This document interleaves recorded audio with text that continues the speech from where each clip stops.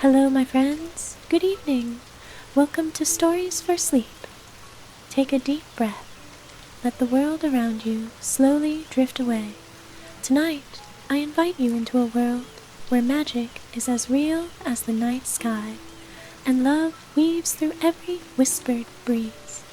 In this enchanted realm, a witch named Seraphina waits. She's a keeper of secrets and ancient spells. A woman with eyes that shimmer like the full moon and a heart as wild as the forest itself. But tonight, her heart is yearning for a love that feels impossibly far away, a love that may just be found in the most unexpected of places. As you settle in, imagine the scent of wildflowers on the air, the soft rustle of trees in a forest that feels both ancient and new. The moon hangs high, casting its silver glow on everything below, and in this moment the world slows.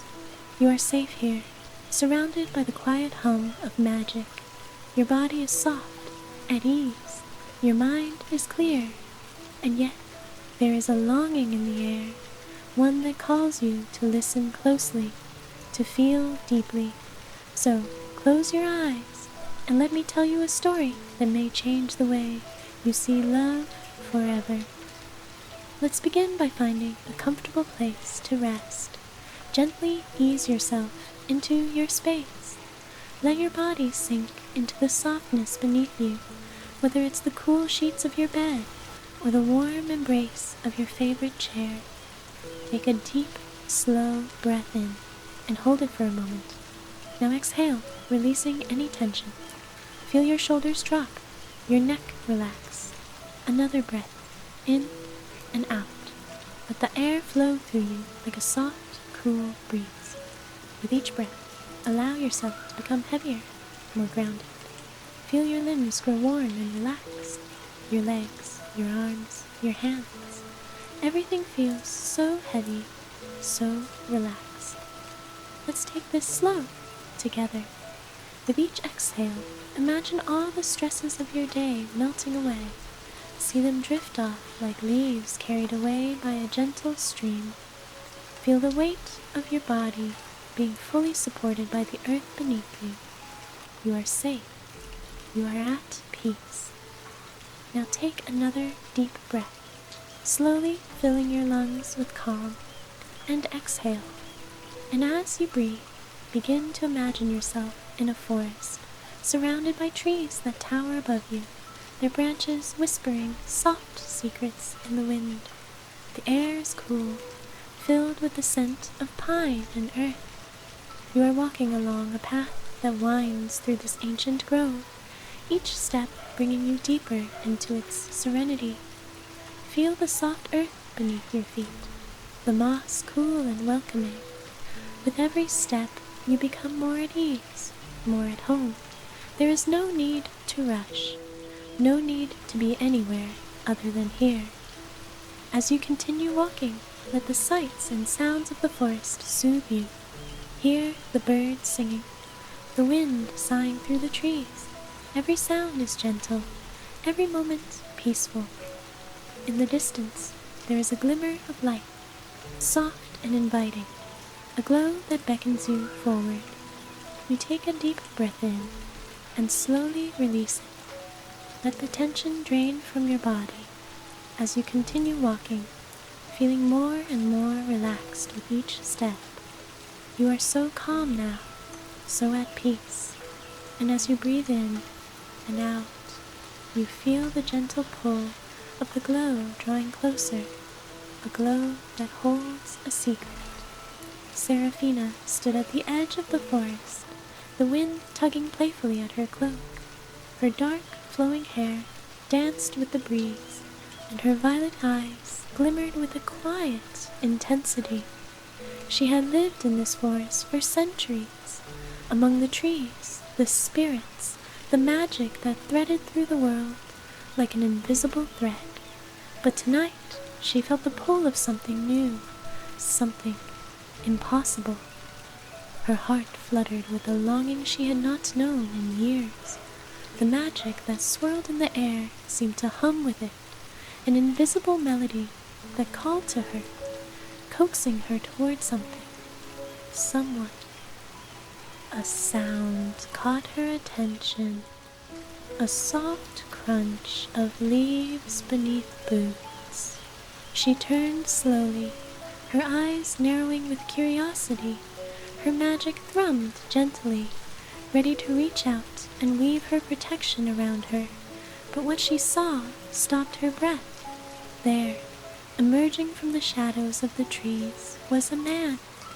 He was tall, with dark, unruly hair that caught the moonlight, his eyes a deep, liquid brown that seemed to shimmer with untold mysteries. He wore a simple, worn leather tunic, yet there was an undeniable aura of strength and something more. Seraphina felt a pull in her chest, a sensation that could only be described as a quiet knowing. She had never met him, but in her heart she knew his face as if she had seen him in 1,000 dreams. "You're here," she whispered, barely audible. The man took a step closer, his gaze locking with hers. For a moment, the world around them seemed to fade away, leaving only the two of them, wrapped in the soft light of the moon. "I've been searching for you." His voice was low, rich with an accent she couldn't place. It felt like music, gentle, soothing, yet laced with an undeniable urgency. Seraphina felt her heart race. It was as though time itself had slowed, and the world stood still for them. "Why?" she asked softly, her voice barely more than a breath. "Why have you come to find me?" He stepped closer, so close now that she could feel the warmth of his presence, the heat of his body almost igniting the air between them. "Because I knew I would find you here, in the heart of this forest, under the same moon that guides me." Her pulse quickened. "How?" she whispered. His lips curled into a small, almost teasing smile. "Magic. It's always been magic, Seraphina. I've known you for longer than you think." Her heart skipped a beat at the sound of her name on his lips. So familiar, so intimate. Seraphina stepped back, shaking her head slightly. "I don't understand. I've never met you before." He tilted his head, his gaze softening. "Not in this life, perhaps, but I have loved you in others, and I will love you in the next. I've waited so long to find you, Seraphina." The air grew heavy with his words, and she felt a strange warmth spread through her chest. The wind whispered through the trees, like it too was listening. "Why me?" she asked, her voice fragile. "Why me, after all this time?" "Because," he whispered, stepping closer still, until his hand gently cupped her cheek. "You are the one I was always meant to find." Her breath caught in her throat, and for a moment it felt as though the world itself had stopped. All that existed was this man, his hand against her skin, his warmth, his words. She felt as though she had always known him, as though he had always been a part of her soul. And then, before she could stop herself, she reached up and placed her hand over his, closing the distance between them. But before their lips could meet, a rustling sound broke through the silence. They both turned toward the forest's edge. The rustling in the forest grew louder, and Seraphina's pulse quickened. She tore her gaze from the man's warm, searching eyes and looked toward the shadows at the edge of the clearing. The sound had stopped. All was still once more.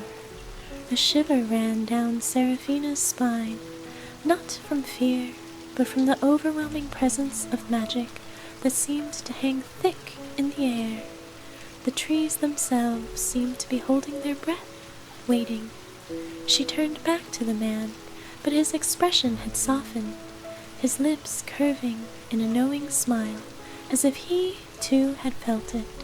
the quiet tug of something ancient, something powerful that echoed through the very earth beneath their feet. "You're not afraid?" she asked, her voice trembling slightly, though she wasn't sure why. She wasn't afraid, not truly. His smile deepened, and he gently cupped her face with both of his hands. The warmth of his touch grounded her, easing the flutter in her chest. "Fear is a stranger to me when I'm with you, Seraphina," he murmured. "I've walked through the shadows of many worlds, but this is different." Seraphina's heart fluttered again, but this time it was more gentle, as though a soft wind was stirring something deep within her, something she couldn't name. "You don't know me," she said quietly, her voice betraying the faintest hint of uncertainty. "You've never known me." "I've known you longer than I can remember," he replied, his voice like a caress, smooth and deep, "longer than you think." She searched his eyes, the depths of which seemed to hold so many secrets. "How?" He took a small step back, but his hands still rested softly on her arms, as though he were reluctant to break the connection between them. His gaze remained fixed on her, full of something that made her chest ache in a way she couldn't fully understand. "Magic weaves itself through time," he said slowly, his words deliberate. "And love is the thread that binds it all together. Our paths crossed long ago, Seraphina, long before you even knew of my existence." Her breath caught in her throat. His words resonated with something deep within her, like a forgotten memory being stirred awake. But before she could voice the thoughts racing through her mind, he continued, "I've been bound to this forest, just as you have. But unlike you, I could never be here in full, not until now." Seraphina tilted her head, puzzled. "What do you mean?" A soft smile touched his lips, and he lowered his hands from her arms, his fingers brushing against her skin as he did. His touch lingered for a moment, as though he, too, needed that connection. "There are forces, Seraphina, things that neither you nor I can control. But love breaks all boundaries. It pulls us from the shadows and into the light. That's why I'm here. I've been waiting for you, waiting for this moment when our worlds would finally collide." She closed her eyes, feeling the weight of his words settling into her chest. They were so full of meaning, of promise, and yet, "You've been waiting," she whispered, "but what happens now?" He stepped forward again, slowly, his presence overwhelming yet comforting all at once. He reached for her hand, lifting it gently toward his chest. She could feel his heart beating beneath his tunic, steady and strong. "What happens now is up to us," he murmured. "We have a choice, Seraphina, a choice to walk this path together, or apart." A heavy silence fell between them. The world seemed to hold its breath, the night suspended in a single moment. Seraphina's mind raced, but her heart already knew. She had always known. The moment their paths had crossed, something had ignited within her, something that felt like destiny itself. She gazed into his eyes, searching for any sign of doubt, any hesitation, but found none. There was only certainty, only a quiet, unspoken promise. "Together," she whispered, her voice trembling, but in a way that felt right, that felt as if she had spoken the truest thing she had ever known. His smile deepened, and without another word, he pulled her into him, enveloping her in the warmth of his embrace. For a long moment, neither of them spoke. They simply stood there, wrapped in each other's arms, feeling the steady rhythm of their hearts as one. Then slowly he leaned down, his lips brushing softly against her forehead. His touch was light, tender, as though he were afraid to break the fragile moment they shared. Seraphina's breath hitched as his lips lingered there, soft and warm. But when he pulled away, he didn't go far. His gaze returned to hers, and she saw the same depth of longing mirrored in his eyes. "May I kiss you?" he asked, his voice low and filled with an unmistakable reverence. Seraphina's heart swelled with an emotion so powerful, so pure, that it almost took her breath away. She didn't need to answer with words. Her gaze, filled with unspoken desire, said everything. He closed the space between them in one swift motion, his lips capturing hers in a kiss that was as gentle as the breeze and as deep as the night itself. It was soft at first, slow, as if they were savoring each moment, but slowly, gradually, the kiss deepened. It was tender yet full of longing, a kiss that spoke of promises unspoken, of time spent waiting for this very moment. The world around them seemed to fade into the background. There was only the feel of his lips against hers, the warmth of his breath, and the soft hum of magic that flowed between them, pulling them closer, weaving their fates together. When they finally pulled away, breathless, there was a stillness in the air. The magic, the connection, the feeling of being truly seen, of belonging, hung between them like a fragile, glowing thread. "You," she whispered, "are more than I could have ever imagined." "And you," he replied softly, "are everything I have ever dreamed of." But before she could say anything more, the wind shifted. A sudden chill swept through the forest, and a distant cry echoed through the trees. Seraphina stiffened. It was a sound she recognized. "Seraphina," the man began, his voice filled with concern, but the sound of the cry grew louder, closer. "What is it?" she asked, her heart racing once more. He frowned, his brows knitting together. "Something is wrong. We're not alone." The moonlight flickered, the air thickened, and the night seemed to darken. The distant cry echoed again through the trees, and Seraphina's pulse quickened. The sound was sharp, unsettling, almost a wail, like the wind itself had become something darker, something desperate. The man's grip tightened on her hand, pulling her gently back toward the safety of the shadows. "We must go," he whispered urgently, his voice barely audible over the rising wind. She hesitated for a moment, torn between the need to stay with him, to remain in the warmth of his embrace, and the rising sense of unease in her chest. The forest, once a place of comfort and quiet peace, now felt heavy with an unfamiliar tension. "What is it?" she asked, her voice strained, her gaze flickering toward the darkened forest. The cry came again, and it was closer this time. "It's not natural," he said, his voice filled with an unsettling calmness. "Something is out there, something that shouldn't be, and it's coming for us." Seraphina's heart raced, but she didn't pull away. There was no fear in his eyes, only the determination to protect her, to shield her from whatever it was that lingered in the shadows. He reached out and cupped her face, his touch grounding her, calming the storm of emotions that had suddenly overwhelmed her. "Trust me," he whispered softly, the words like a balm to her soul. "I won't let anything harm you."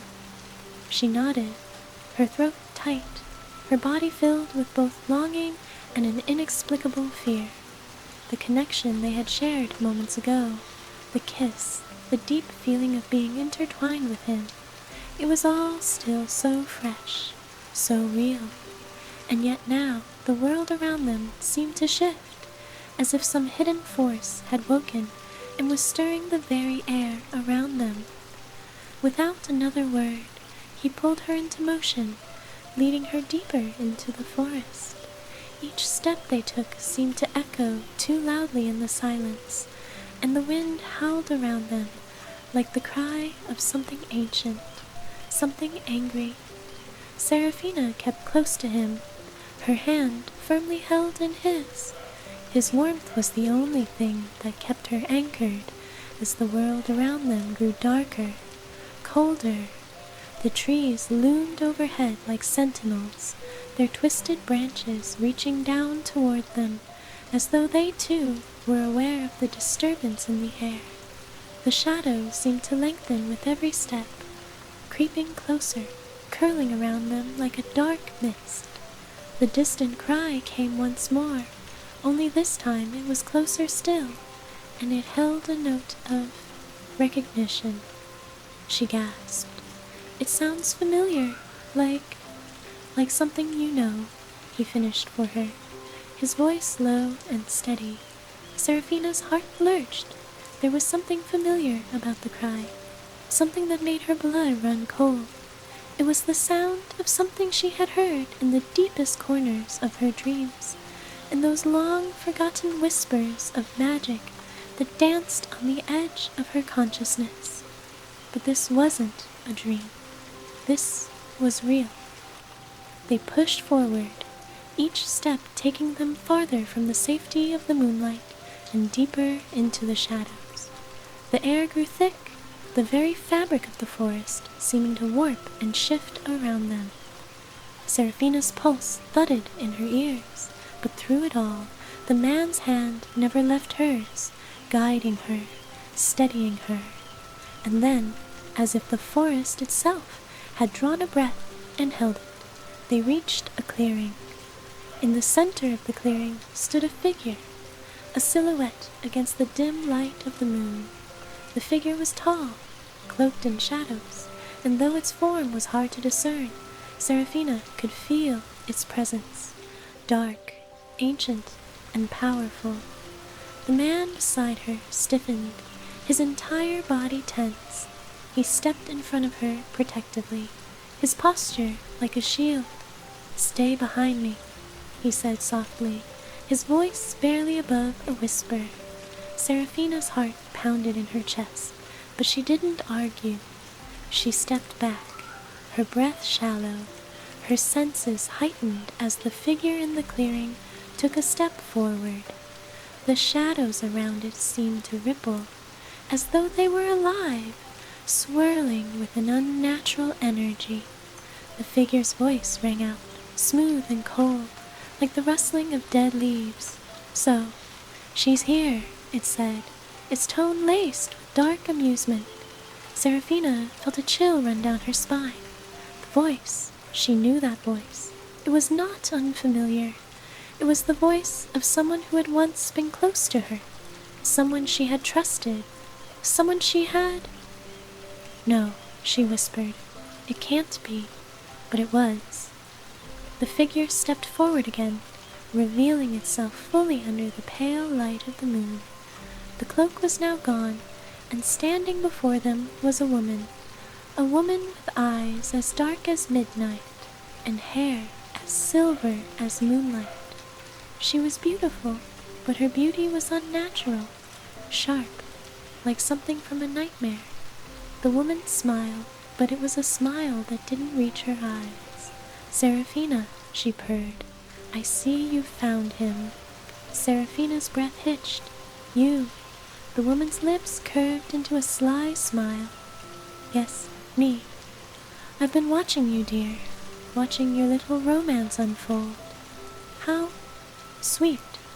Her eyes flickered to the man beside Seraphina, a flicker of disdain crossing her face. "You've brought a human into our midst, have you? I must admit, I didn't expect this." The man stepped forward, his eyes narrowing. "You should leave, Ilyana. This is none of your business." Seraphina's heart skipped a beat at the name. Ilyana. The name sounded familiar, too familiar. The woman, Ilyana, laughed, a sound like the crackling of dry leaves. None of my business? You've always been so sure of yourself, haven't you, Eamon? Always so certain that you could hide from your past, from what you really are. Seraphina's breath caught in her throat. She turned to the man, Eamon, her heart pounding in her chest. Who is she? Eamon's expression hardened, his voice low. Ileana is someone from my past, someone I thought was lost to time. Ileana's smile widened. I'm never lost, Eamon. I'm always right here, waiting, and I see that now. It's you who is lost. She turned her gaze to Seraphina, her eyes gleaming with something darker. And you, little witch, you don't know the danger you're in, but don't worry. I'll make sure you learn. The wind howled around them, and the forest seemed to grow darker still. Seraphina felt a surge of panic, but she could feel Eamon beside her, steady, unyielding. We will fight you, he said, his voice calm but filled with a quiet rage. Ileana's laughter rang out again, chilling in its sweetness. We'll see, won't we? The wind howled once more, swirling the leaves into a frantic dance around them. The forest seemed to lean in, pressing close as if the very trees were listening, waiting for the next moment. A charged silence hung heavy in the air, thick with tension. Seraphina's heart raced, each beat echoing in her ears as she stood there, eyes wide, watching Ileana.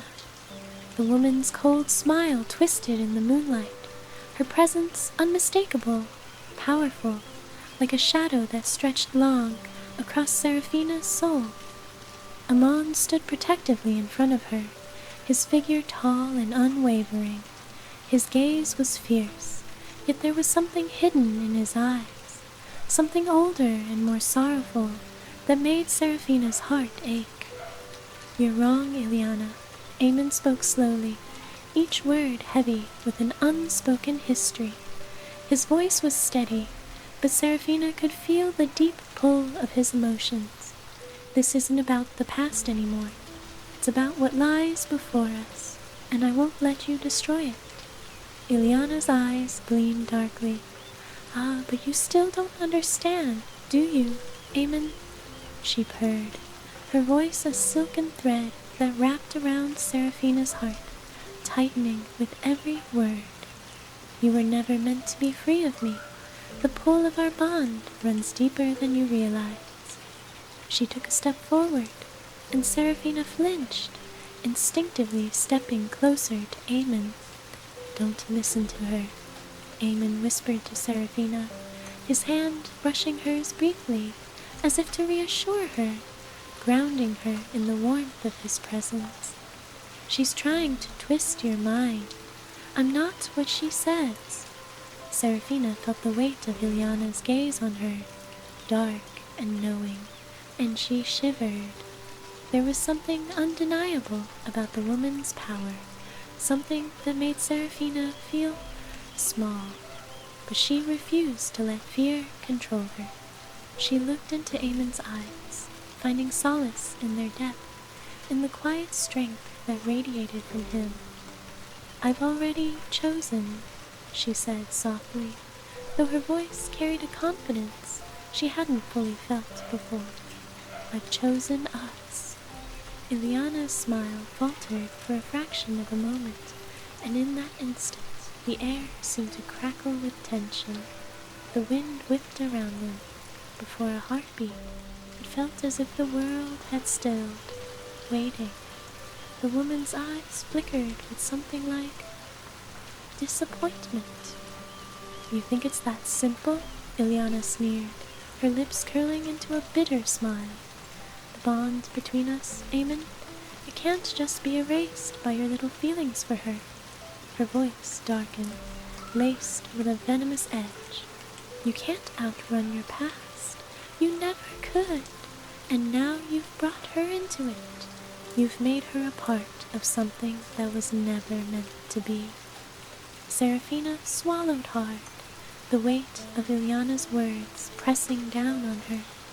Was she truly just a part of something that was destined to be broken? Something darker, twisted by the forces she couldn't fully comprehend? She glanced at Eamon again, searching his face for any hint of uncertainty, but found only determination. Ilyana, Eamon spoke again, his voice firm. Your hold on me is broken.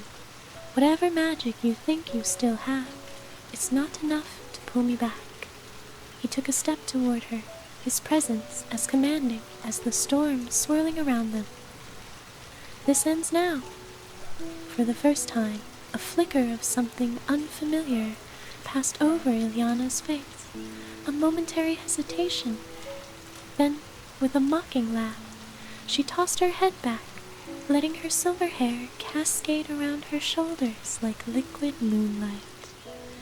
We shall see, Eamon, she said, her voice dripping with disdain.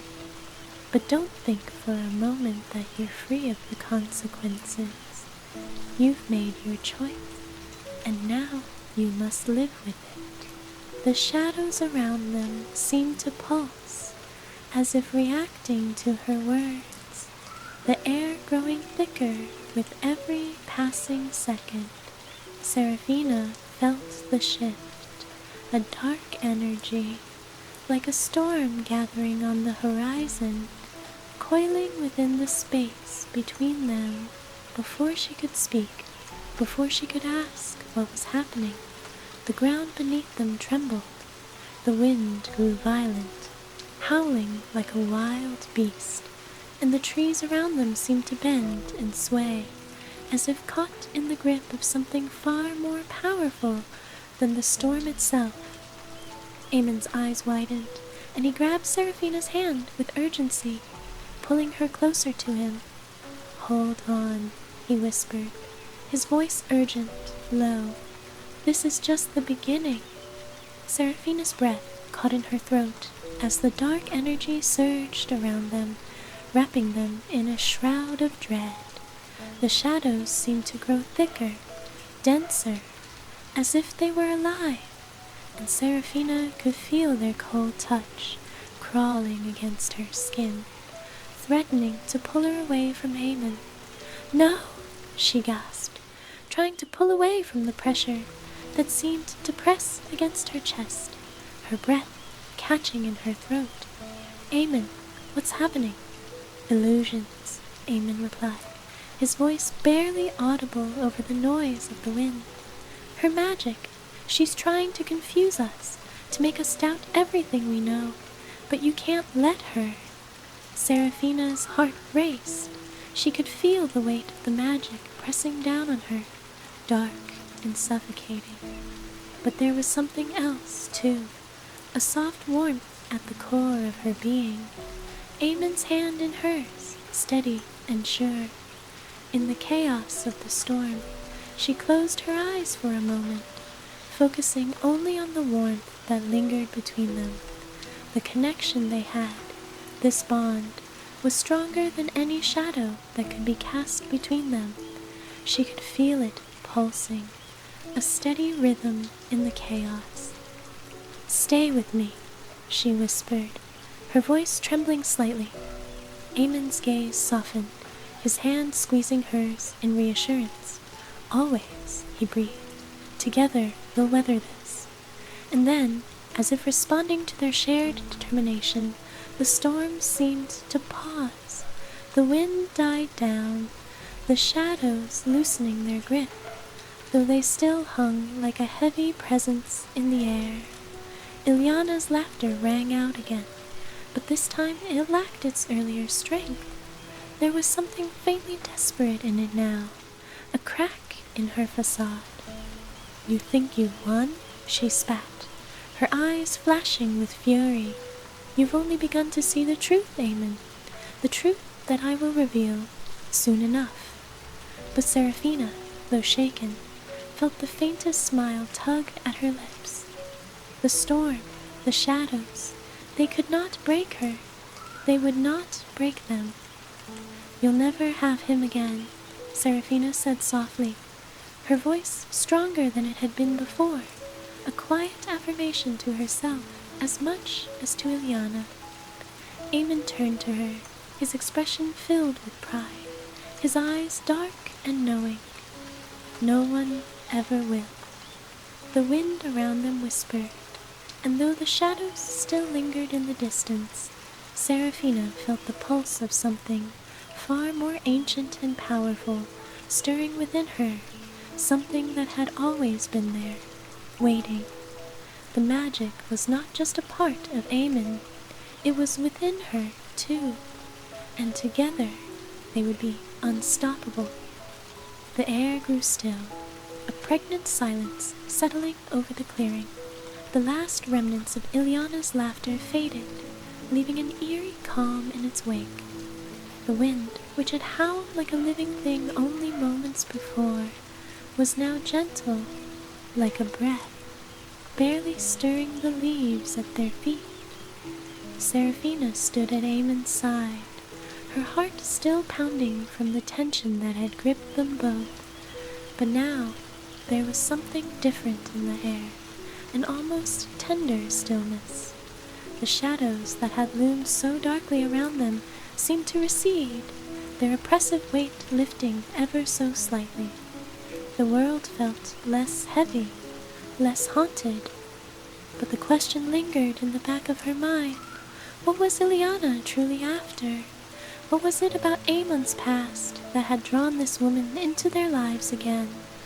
The mystery felt like a veil, hanging just out of reach, and Seraphina felt an undeniable pull to uncover its depths, to understand the forces that tied them together, and why the shadows of the past threatened to steal away the future they were only just beginning to embrace. Eamon stood still beside her, his hand resting gently on her shoulder, his touch grounding her, keeping her tethered to the present. His warmth seeped through the fabric of her dress, a steady reminder of the strength they had together. "Are you all right?" Eamon's voice was soft, almost a whisper, as if he, too, was feeling the weight of what had passed between them. Seraphina nodded, her breath slow and steady, though her heart was still racing. "I'm here. I'm with you." She felt his gaze linger on her, searching for something deeper, perhaps reassurance, or perhaps a reflection of the trust that was slowly building between them, thread by delicate thread. His eyes were full of something that felt like an unspoken promise, a bond that was more than just shared moments, but a thread woven between them by fate itself. "Ileana won't stop, will she?" Seraphina asked, her voice quiet, her gaze still on the place where the woman had stood moments ago. The air was still, but she could feel the weight of Ileana's presence lingering, like a shadow waiting to creep back into their lives. Eamon sighed deeply, his hand squeezing her shoulder reassuringly. "Number, she won't stop, not until she has everything she thinks she's owed." He looked down at her, his expression darkening with a hint of something that resembled regret, or maybe guilt. "But it won't matter. I won't let her take what we have. She can't." Seraphina felt her heart flutter at his words, at the promise in his voice. She wanted to believe him. She did believe him, but Ileana's power was undeniable, her influence far-reaching, and the way she had so easily torn through the fabric of their peace made Seraphina wonder how strong their bond truly was. "Do you trust me?" Eamon's voice was low, almost like a caress against the silence. Seraphina turned her head to look at him, his gaze so intense, so full of emotion. She could see it now, his fear, his concern for her, but also a fierce, unwavering love. "I trust you," she whispered back, her voice carrying more weight than she had meant it to. She didn't need to say more, The words felt too small compared to the vast, untapped feeling that blossomed within her chest. His lips quirked into a soft smile, but it was laden with a sadness she hadn't expected. He reached out and gently cupped her cheek, his thumb brushing against her skin. The gesture was tender, almost reverent, as if he were holding something fragile and precious, something he was terrified of losing. "Then we'll face this together," he murmured. "No matter what Ileana tries, we'll face it together." The words, simple as they were, settled deep in her heart. She could feel the truth of them, like a soft echo against her soul. And in that moment, Seraphina knew, truly knew, that there was no going back. There was only the future, and the love they would build, no matter the shadows that tried to tear them apart. A sudden rustle from the forest's edge broke their shared moment.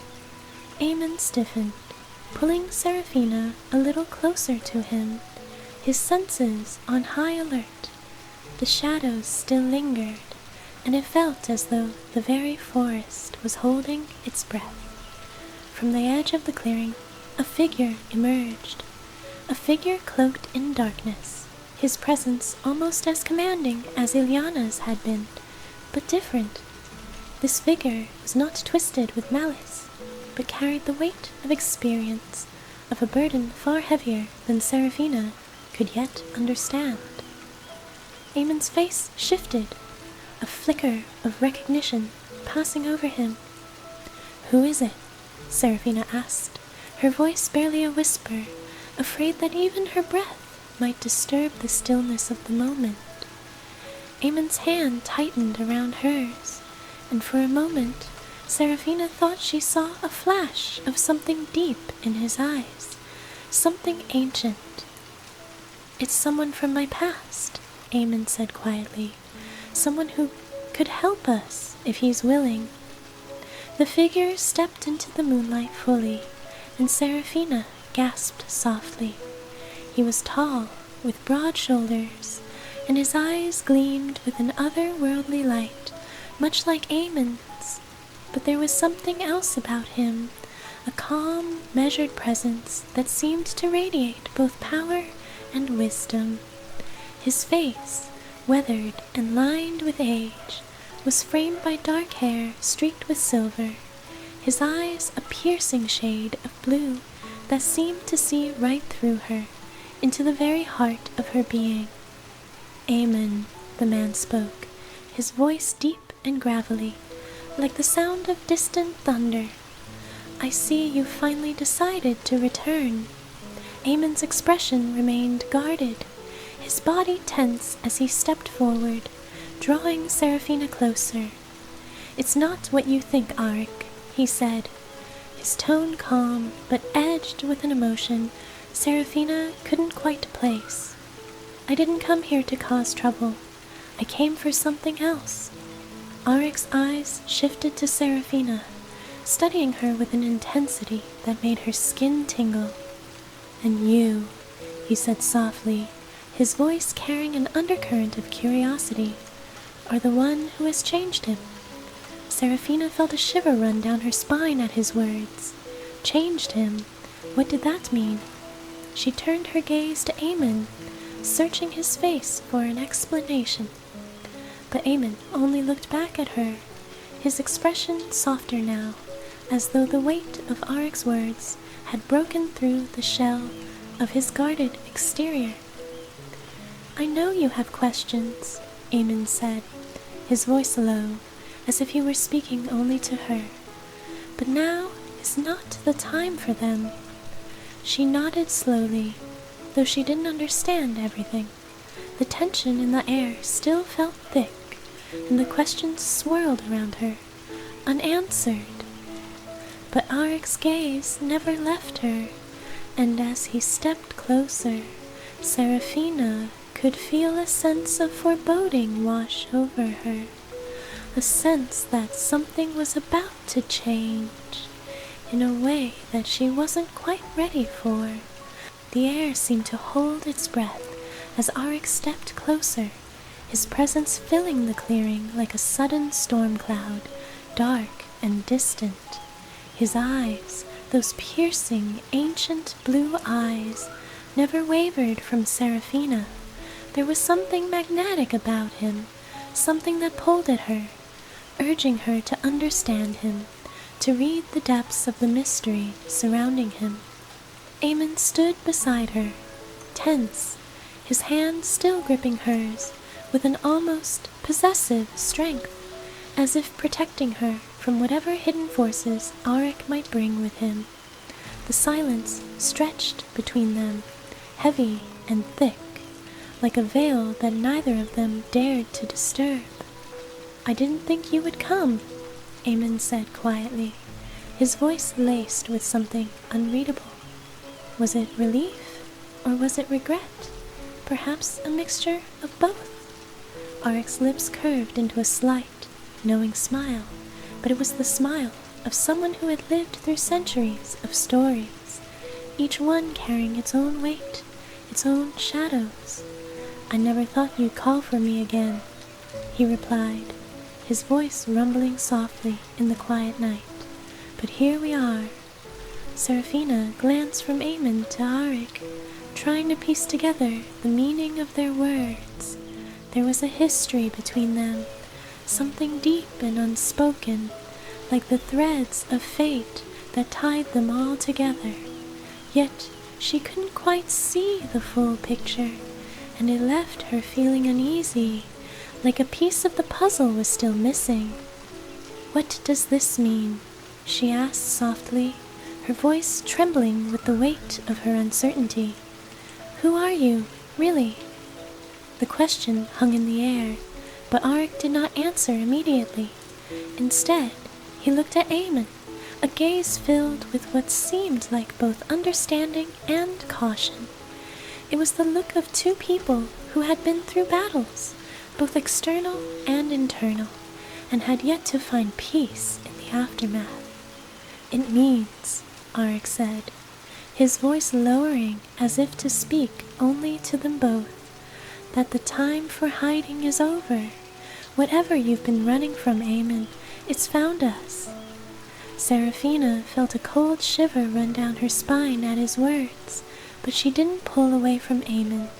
His hand, warm and solid, was the only anchor in the growing storm of unknowns around her.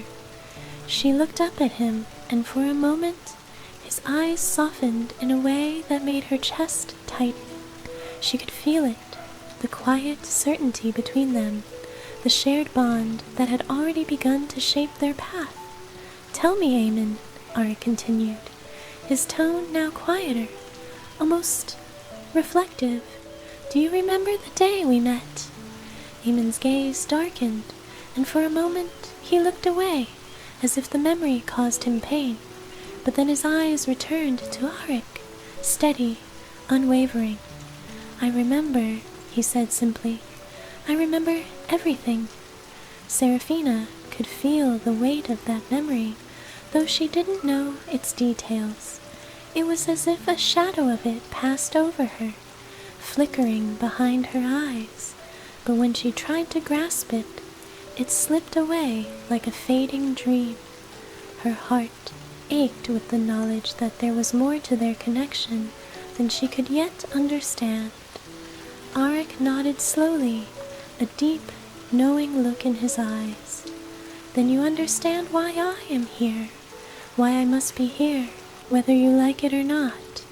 A silence fell between them again, but it was a different silence this time, a quiet, dangerous kind of stillness that seemed to stretch on forever.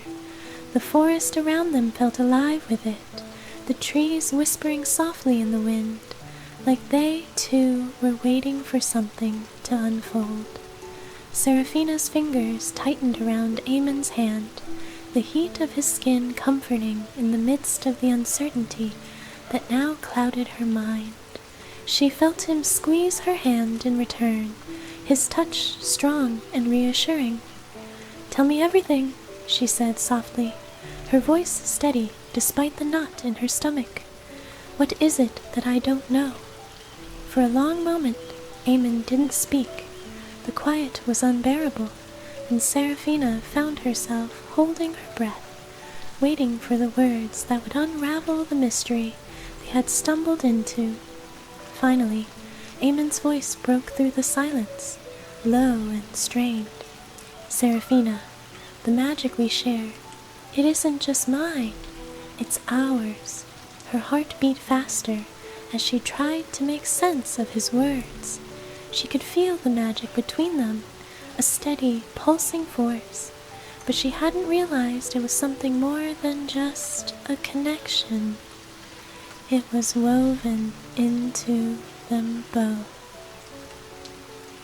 "What do you mean?" she asked, her voice barely a whisper, her breath coming a little faster. Eamon hesitated, his gaze dark and conflicted. "I'm not just a man, Seraphina.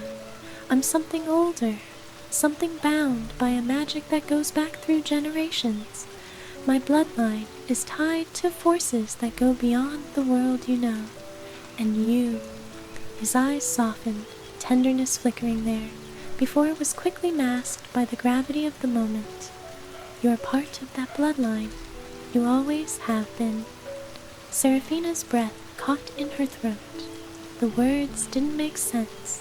How could she, a simple woman, be tied to magic so ancient? She could barely understand her own powers, let alone the history that Eamon was now revealing. "But how?" she asked, her voice trembling with disbelief. "How is that possible?" Eamon stepped closer, his hand still holding hers and grounding her. "Your ancestors were bound to my line, a promise made long ago, in a time before either of us was born, a promise that tied our fates together, long before either of us knew it." Seraphina's mind swirled with confusion and wonder, the pieces of her life shifting into a pattern she couldn't yet comprehend. But in the deep, steady rhythm of Eamon's heartbeat, she felt something undeniable, a sense of destiny that she couldn't escape, even if she tried. "I didn't ask for this," Eamon murmured, as if to himself, but Seraphina heard him. His voice was filled with regret, but also an unshakable resolve. "But I can't turn away from it. I can't walk away from you." Her heart raced at his words, and though confusion still clouded her mind, there was a flicker of something else, something brighter and more certain. The magic between them, the bond they shared, was undeniable. "We can face this together," she whispered, the words soft but sheer. "Whatever it is, we'll face it." Eamon's gaze softened, a tender smile curling on his lips, but before he could speak, Arik's voice interrupted, calm and steady. "You may believe that, Eamon," Arik said, "but this magic you're tied to, it won't be so easily controlled. You will have to make choices, and some of those choices will break you." Seraphina's breath caught again, and Eamon's grip on her hand tightened. "I won't let it," he said, his voice fierce with determination. "I want to let anything tear us apart."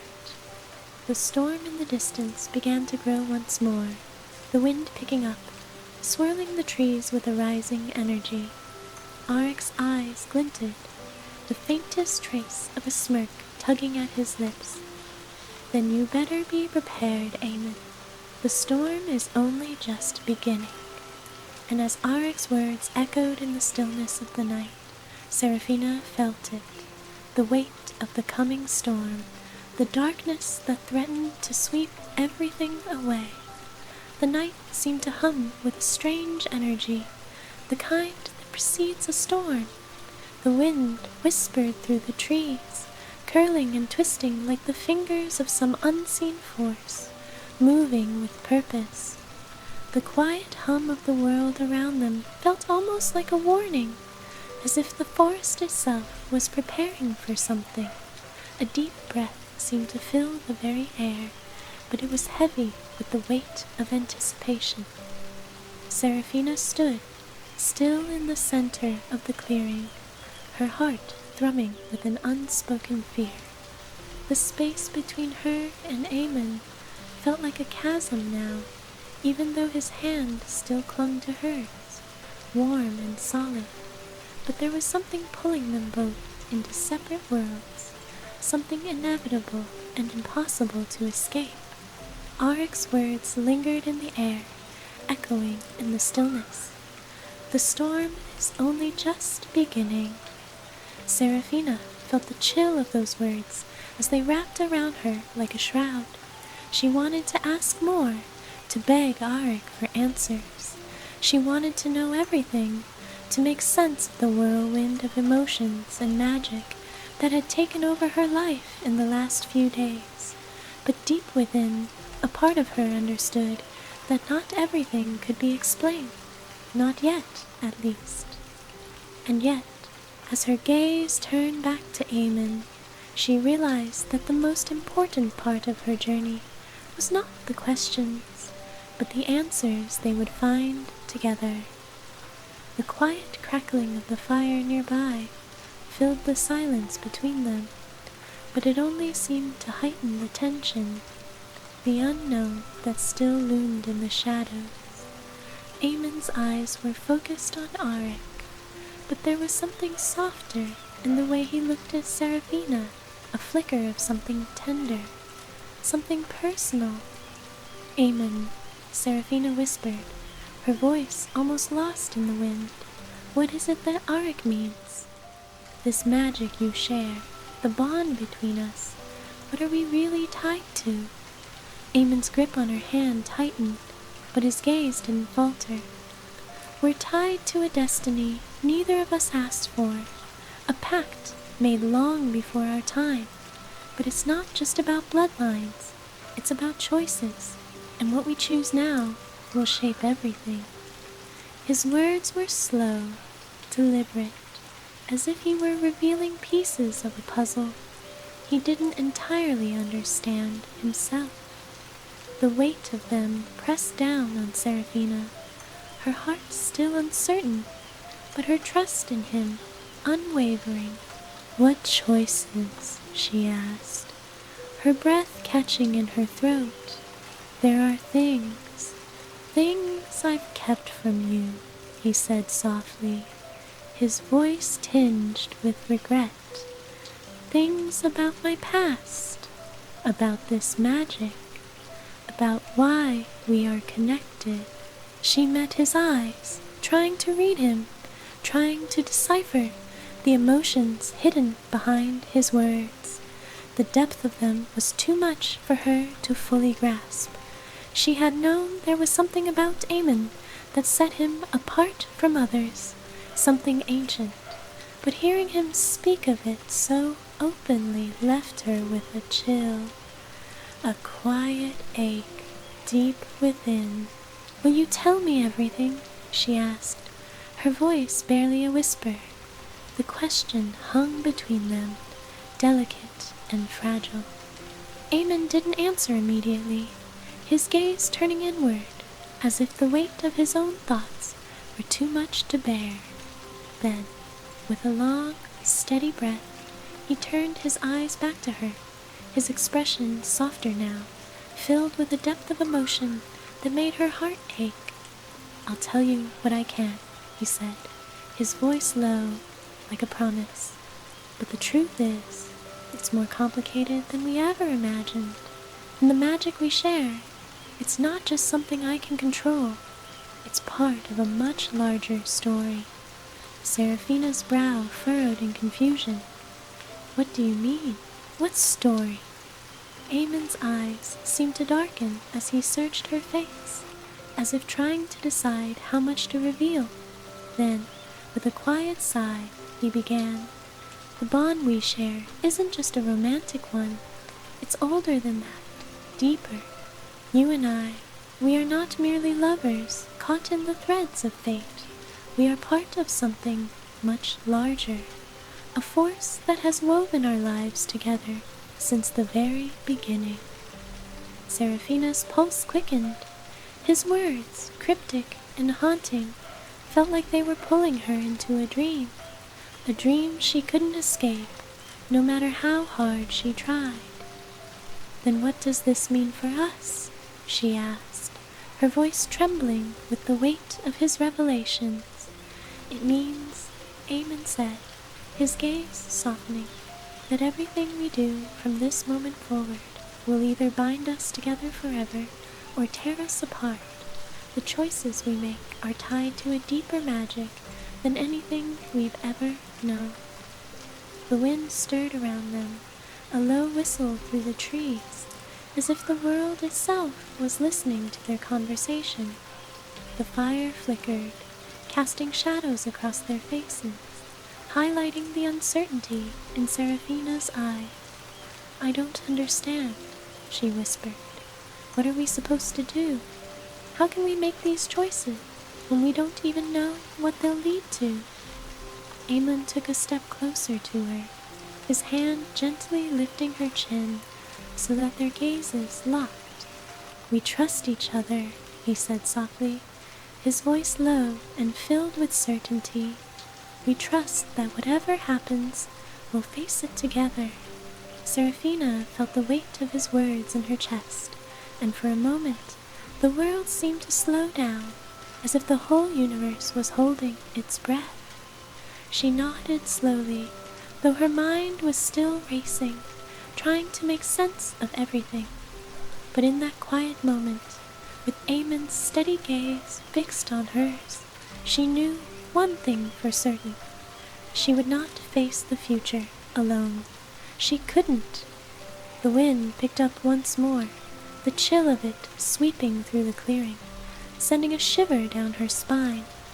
The trees around them began to sway, their branches creaking as if some unseen hand was pulling at them. The shadows seemed to deepen, swirling in the corners of the clearing, as though the forest itself was alive with secrets. "I think we need to leave," Seraphina said softly, a sense of urgency rising within her. The air felt heavy, oppressive, and she could feel something looming, something waiting just beyond the edges of their world. Eamon nodded, his expression grim. "We can't stay here, not tonight." As they turned to leave, a rustling sound broke the silence, a crackling of leaves beneath a heavy footstep, sharp and unexpected. Seraphina's heart skipped in her chest as she turned quickly toward the sound. The shadows shifted, and she saw a figure emerging from the trees, tall and dark, a silhouette against the moonlit sky. Her breath caught in her throat as she recognized the figure before her. It was Ileana.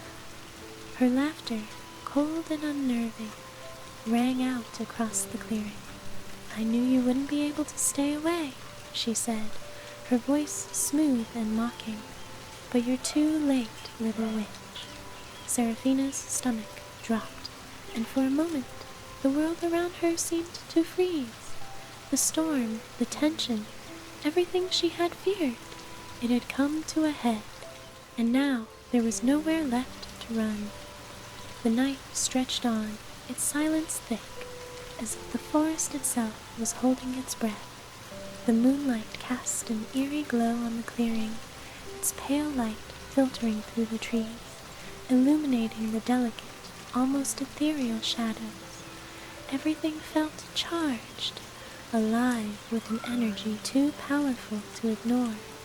Seraphina's heart raced as she locked eyes with Ileana, the figure standing at the edge of the clearing.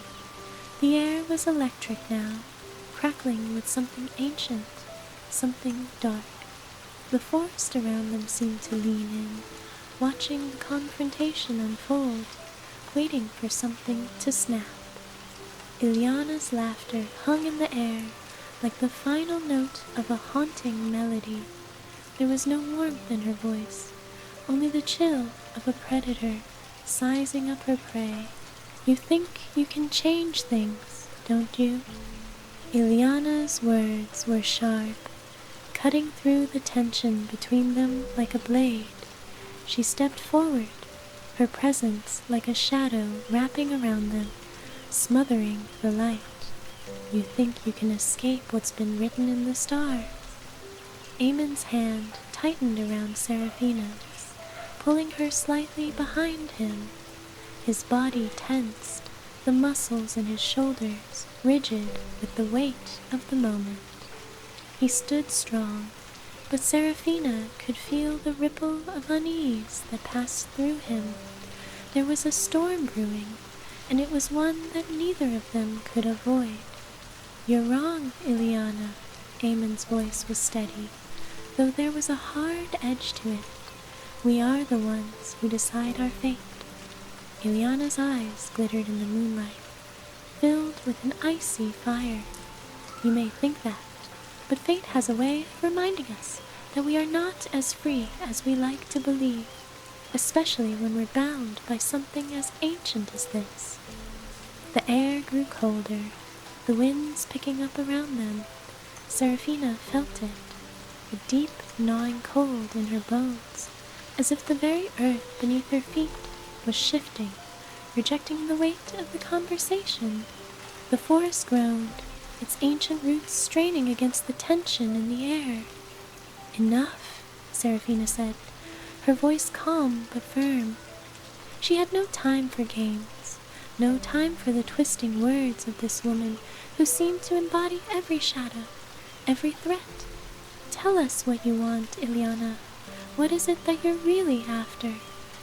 Ileana smiled, the curve of her lips a perfect balance between amusement and cruelty. She took a step closer, her presence like a storm cloud, oppressive and suffocating. "What do I want?" she echoed, as if the question amused her. "I want what is mine, what was always mine." Seraphina's breath caught.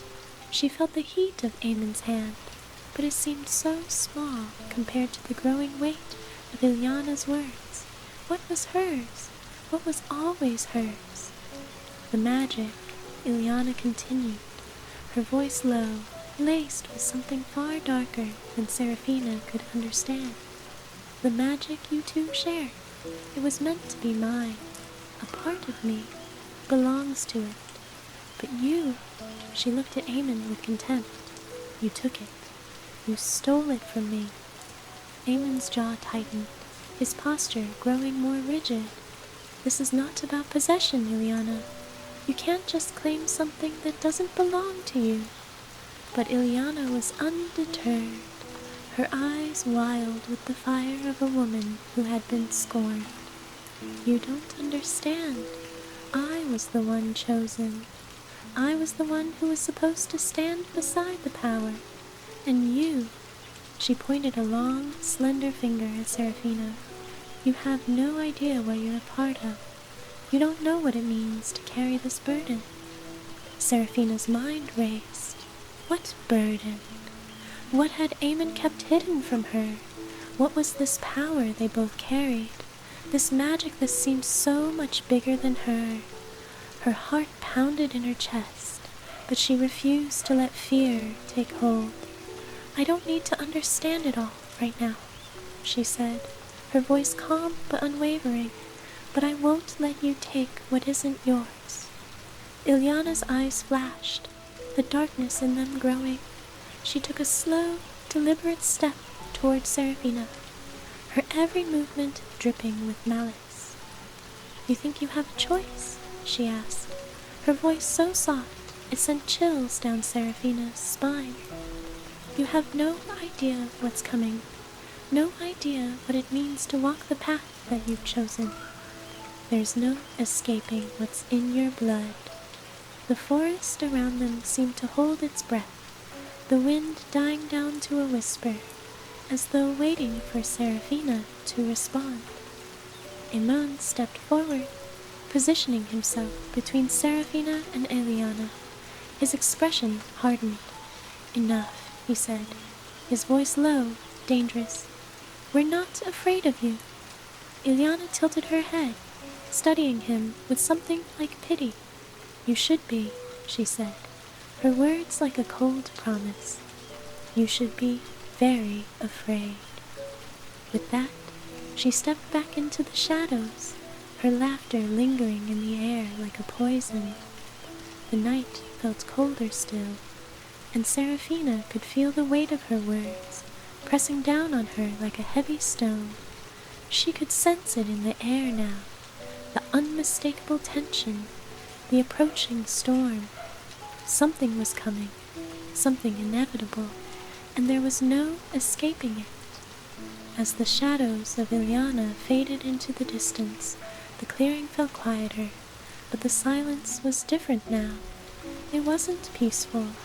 It was the kind of quiet that comes just before something monumental happens, the calm before the storm. Eamon turned to Seraphina, his eyes soft, but filled with an undeniable sadness. "I'm sorry," he whispered, the words thick with regret. "I should have told you everything, about Ilyana, about what we're really facing." Seraphina's heart ached at the rawness in his voice, but she knew they had no time to linger on regrets. "Tell me now," she said softly, her hand slipping into his, grounding him, grounding herself. "Tell me everything, Eamon. What is it we're really facing?" Eamon sighed deeply, his eyes meeting hers with a mixture of love and sorrow. "It's not just about magic, Seraphina. It's about power, old power, tied to bloodlines and destinies. Ilyana and I were once close. We shared a bond, a deep connection, but she wanted more. She wanted the power that comes with it." Seraphina's brow furrowed, her confusion growing. "And you?" Eamon shook his head, his expression filled with pain. "I never wanted that. Not like she did. I wanted us to live, to have a life without this darkness hanging over us." "But it's too late for that now, isn't it?" Seraphina asked softly, her heart heavy with the realization. She could feel the weight of everything they had spoken about, the storm that was coming, the choices they would have to make. Eamon was silent for a long moment, the quiet stretching between them. Then he spoke, his voice barely above a whisper. "Yes, but together we still have a chance. Together we can face what's coming." Seraphina closed her eyes for a moment, the steady beat of her heart the only sound in the world. She knew, deep down, that this was only the beginning. The path ahead was dark, filled with twists and turns, and yet the one thing she was sure of was that they would face it together. And for now, that was enough. The night deepened around them, a blanket of velvet stretching across the sky, dotted with stars that shimmered like distant promises. The air was cool now, but it wasn't the biting chill of the storm they had sensed earlier. No, this coldness was quieter, more subtle, like a warning whispered by the very winds themselves. The trees swayed gently, their branches a soft dance in the moonlight, but beneath it all, something dark lingered, something that had not yet revealed itself.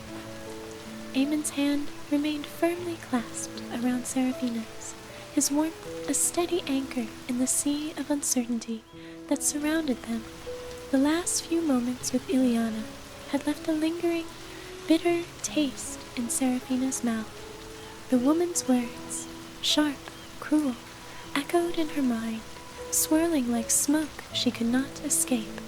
The forest, the stars, the quiet, that all felt fragile now, as though the world had shifted just a little, and nothing would ever be quite the same again.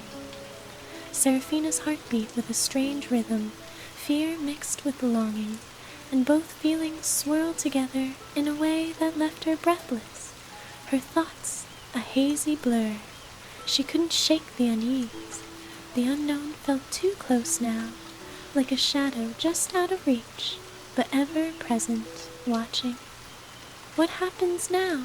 she asked softly, the words escaping her lips before she could think to stop them. Eamon's gaze softened as he looked at her, his lips pressing into a thin line. His voice, when it came, was a whisper, as though he too feared the stillness around them. "We wait," he said quietly, "but we don't wait passively. We prepare. Ilyana won't stop. She'll try again, and we need to be ready." Serafina nodded, though her mind was still reeling from everything she had learned. The magic, the bond they shared, the ancient power that tied them to one another. It all felt so big, so much larger than she had ever imagined. But what terrified her more than anything was the unknown future. The path ahead felt like walking into a dense fog, unable to see more than a few steps in front of her. But there was one thing she could see clearly: Eamon. His presence beside her felt like a quiet promise, a vow that no matter the storm ahead, they would face it together. The pull between them was undeniable, a thread woven into their very souls that neither time nor distance could sever. In his eyes she saw the same longing, the same tenderness, the same depth of emotion that had first drawn her to him. And despite everything, despite the dark forces that threatened them, there was a quiet strength in that shared gaze, a silent promise that love would be their shield. "Do you ever wish things were different?" she asked, her voice soft, her words almost like a confession. Eamon's eyes searched hers, and for a moment it felt as though he was seeing every part of her, the parts she had kept hidden even from herself. He reached up to gently brush a strand of hair from her face, the touch tender and lingering. "Every day," he said, his voice barely above a whisper. "I wish you didn't have to be dragged into all of this. But you are, and we're bound to this, to each other. There's no escaping that." Her heart fluttered in her chest, not out of fear, but something else, something warmer, something that made her feel alive. "I don't want to escape," she said, her voice steady now, the uncertainty fading in the warmth of his touch. "I want to face this with you, together."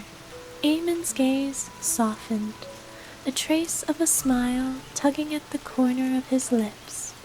"I never wanted anything more," he whispered, and for a fleeting moment it felt like the world around them had disappeared, leaving only the two of them, standing together in the quiet, in the stillness of the night. But that moment was brief, and reality began to creep back in, carrying with it the weight of their burdens. They couldn't ignore the looming darkness. They couldn't pretend that everything would be okay. The storm was coming, and they could feel it. "It's not just Ilyana, is it?" Serafina asked, her voice barely audible, but filled with understanding. "There's more to this, more than just her. There's something else, something we haven't seen yet." Eamon's eyes darkened as he nodded slowly. He looked away for a moment, as though gathering his thoughts, before meeting her gaze once more. "Yes, there is something else, something much older than even the magic we carry. This magic, it's not just a gift, it's a curse, too." Serafina's breath caught in her throat. She could feel the weight of his words, as if the very ground beneath them was shifting, slipping away. "What do you mean?" Eamon looked down, his expression conflicted, torn between the need to protect her and the undeniable truth he couldn't keep from her any longer. "The magic we share, our bond, it was never meant to be. It was forced, a merging of powers that was never meant to coexist. It's an unnatural union." Seraphina's heart stuttered in her chest, and a sharp pang of fear lanced through her, but we're still connected. Even now, despite everything, we're still connected. Eamon met her eyes, his expression filled with a sorrow that made her ache. Yes, but that connection, it's a double-edged sword. There's a price, a heavy price that neither of us fully understands. And Ileana, she's only one part of it. Seraphina's mind spun as she tried to process his words. A curse, a bond that shouldn't exist, a price that was yet to be paid. The weight of it all pressed down on her like an invisible force, suffocating her thoughts, making it hard to breathe. How do we break it? She asked, her voice barely above a whisper. Eamon shook his head slowly, his eyes filled with regret. I don't know, he admitted, but we have to try, for both of us. For a moment, neither of them spoke. The wind had picked up again, rustling through the leaves of the trees, carrying with it the scent of rain and the promise of something bigger coming. The weight of their words hung in the air, heavy and suffocating, yet beneath it all there was a quiet strength, a determination that neither of them could deny. Seraphina took a deep breath, letting it fill her lungs, and then released it slowly, as though trying to expel the fear that had taken root inside her. We'll figure it out, she said softly, more to herself than to Eamon. We'll face it together. Eamon squeezed her hand, the connection between them grounding her, steadying her. Together, he agreed. The night stretched on, the sound of the wind whispering through the trees, the only sound, the distant rumble of thunder, the only warning of what was to come. But for now, in this moment, they had each other, and that was enough. The night had grown even deeper, the forest now a place of shadows and stillness. The moonlight, though ever present, seemed quieter now, as if it too was holding its breath. Seraphina and Eamon stood there together, a part of the silence, yet very much separate from it, as though they existed in their own private world. Their hands were entwined, fingers pressing together with the kind of connection that spoke volumes, words unsaid, promises made, but most of all, a quiet certainty that, whatever happened, they would face it together. The wind had shifted again, brushing softly against their skin like a lover's touch. The faintest scent of earth and rain lingered in the air, a soft reminder of the storm that was coming. Not the storm of weather, but the storm of fate. It had arrived, waiting for them to face it, as inevitable as the rising of the sun. And yet, in that moment, with the world standing still, Seraphina could almost forget it all. The looming darkness, the threats, the choices they had yet to make. Her heart fluttered, as it always did when Eamon was near, and though her mind raced with the uncertainty of the future, there was a calm in her soul that refused to waver. We don't have to face this alone, she whispered, as though reminding herself, as much as she was reminding him. Eamon's gaze softened, his hand brushing against her cheek with the gentleness of someone who had never known true peace, but was willing to find it for her. No, we don't, he said, his voice thick with emotion. We're stronger than we know. Together. There was no more fear in her heart, not in this moment anyway. The uncertainty was still there, lingering just beyond the edges of her mind, but she could not allow it to pull her under. Not now.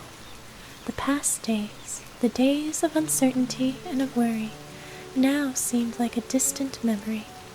The journey they had walked together had been filled with its trials, yes, but it had also been filled with something deeper: love, hope, and the strength of bond that had only grown with time.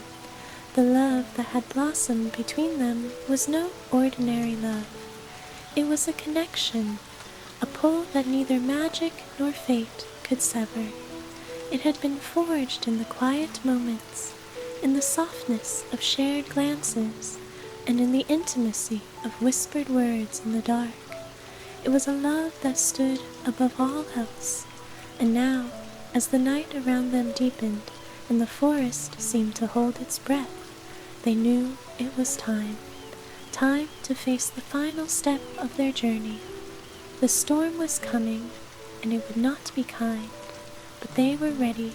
Together they were ready. Seraphina closed her eyes for a moment, breathing in the cool, crisp air. It filled her lungs, steadying her, grounding her. The connection with Aemon was stronger now, more real than ever. The love they shared was not just an emotional bond, it was a magical one, deep and ancient, something far beyond their understanding.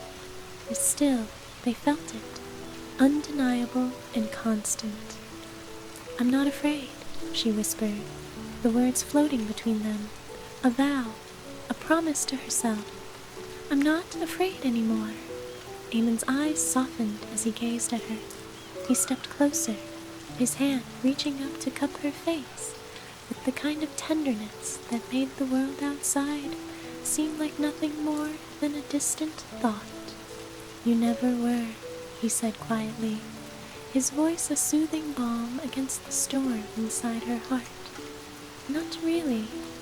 Their lips met then, soft at first, a gentle brushing of their mouths, as though savoring the moment, holding on to the quiet peace that had settled between them. But as their kiss deepened, so did the fire that burned between them, the raw passion of everything they had been through, the trials, the dangers, the longing.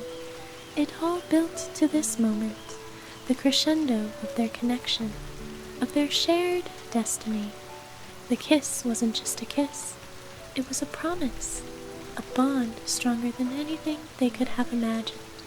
It was the culmination of all that had come before, and all that would come after. When they finally pulled away, their foreheads resting together, the world around them still and heavy, they knew the time had come. "I will always love you," Seraphina whispered, her voice thick with emotion, the words carrying with them the weight of everything they had shared, and everything they would yet face. Aemon smiled softly, his lips curling in the most tender of expressions.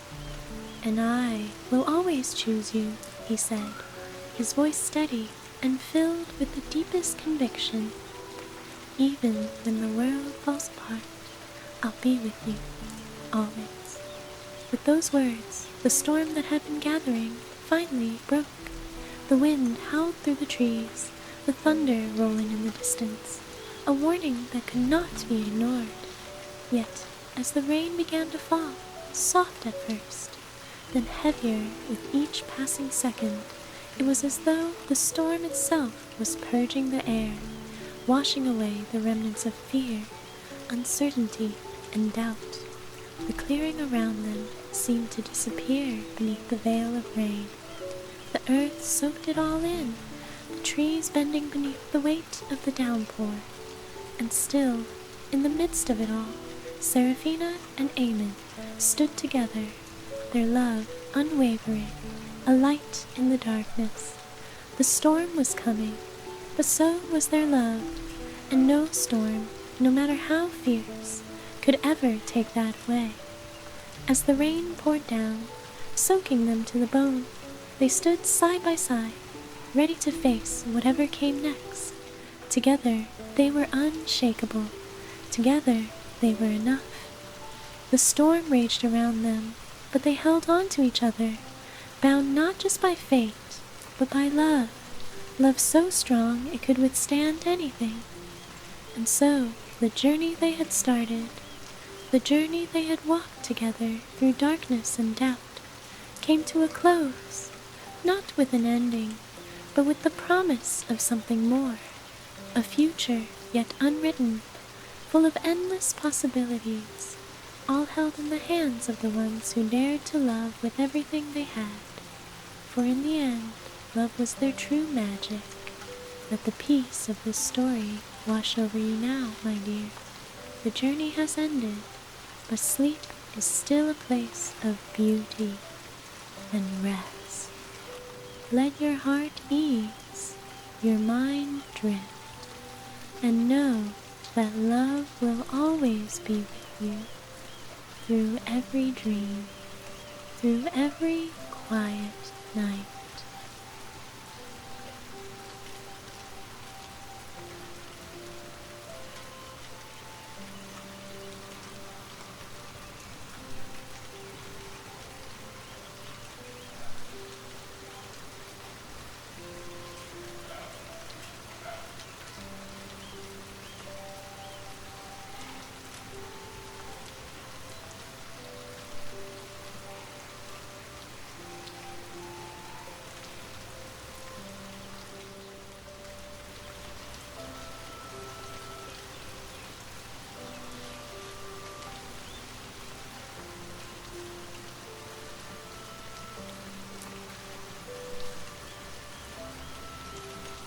Hello, my friends. Good evening. Welcome to Stories for Sleep. As the night settles around you, I invite you to find a comfortable place to rest, perhaps in the soft warmth of your bed, or nestled in your favorite spot, where the world outside feels distant and still.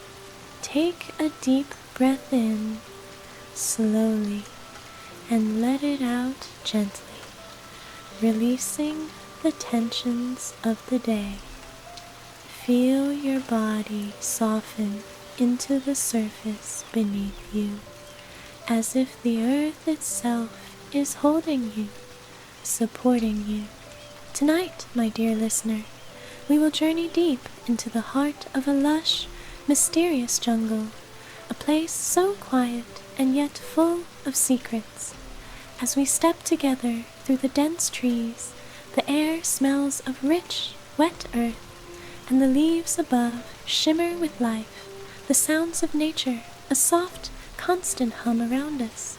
You can almost hear the soft whisper of the jungle's ancient spirit calling to you, inviting you closer, deeper, to a hidden place, a forgotten sanctuary.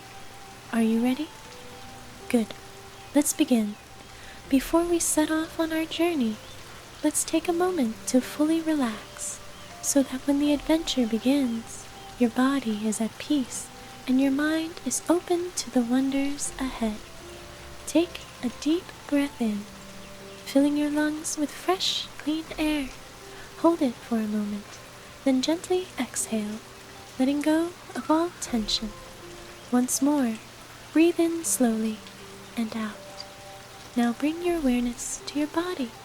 Feel the weight of your arms and legs resting gently against the surface beneath you. Let each limb grow heavy, sinking deeper into comfort with every breath. Focus on your feet for a moment. Feel the soles of your feet, soft and warm, resting against the surface. Imagine roots growing gently from the soles of your feet, burrowing deep into the earth below. Feel the connection, the support, the grounding. Now let your attention rise slowly up your legs. Notice how each part of your body softens, growing heavy with relaxation. Let your hips, your lower back, and your abdomen relax. With every breath, they soften, release, and relax.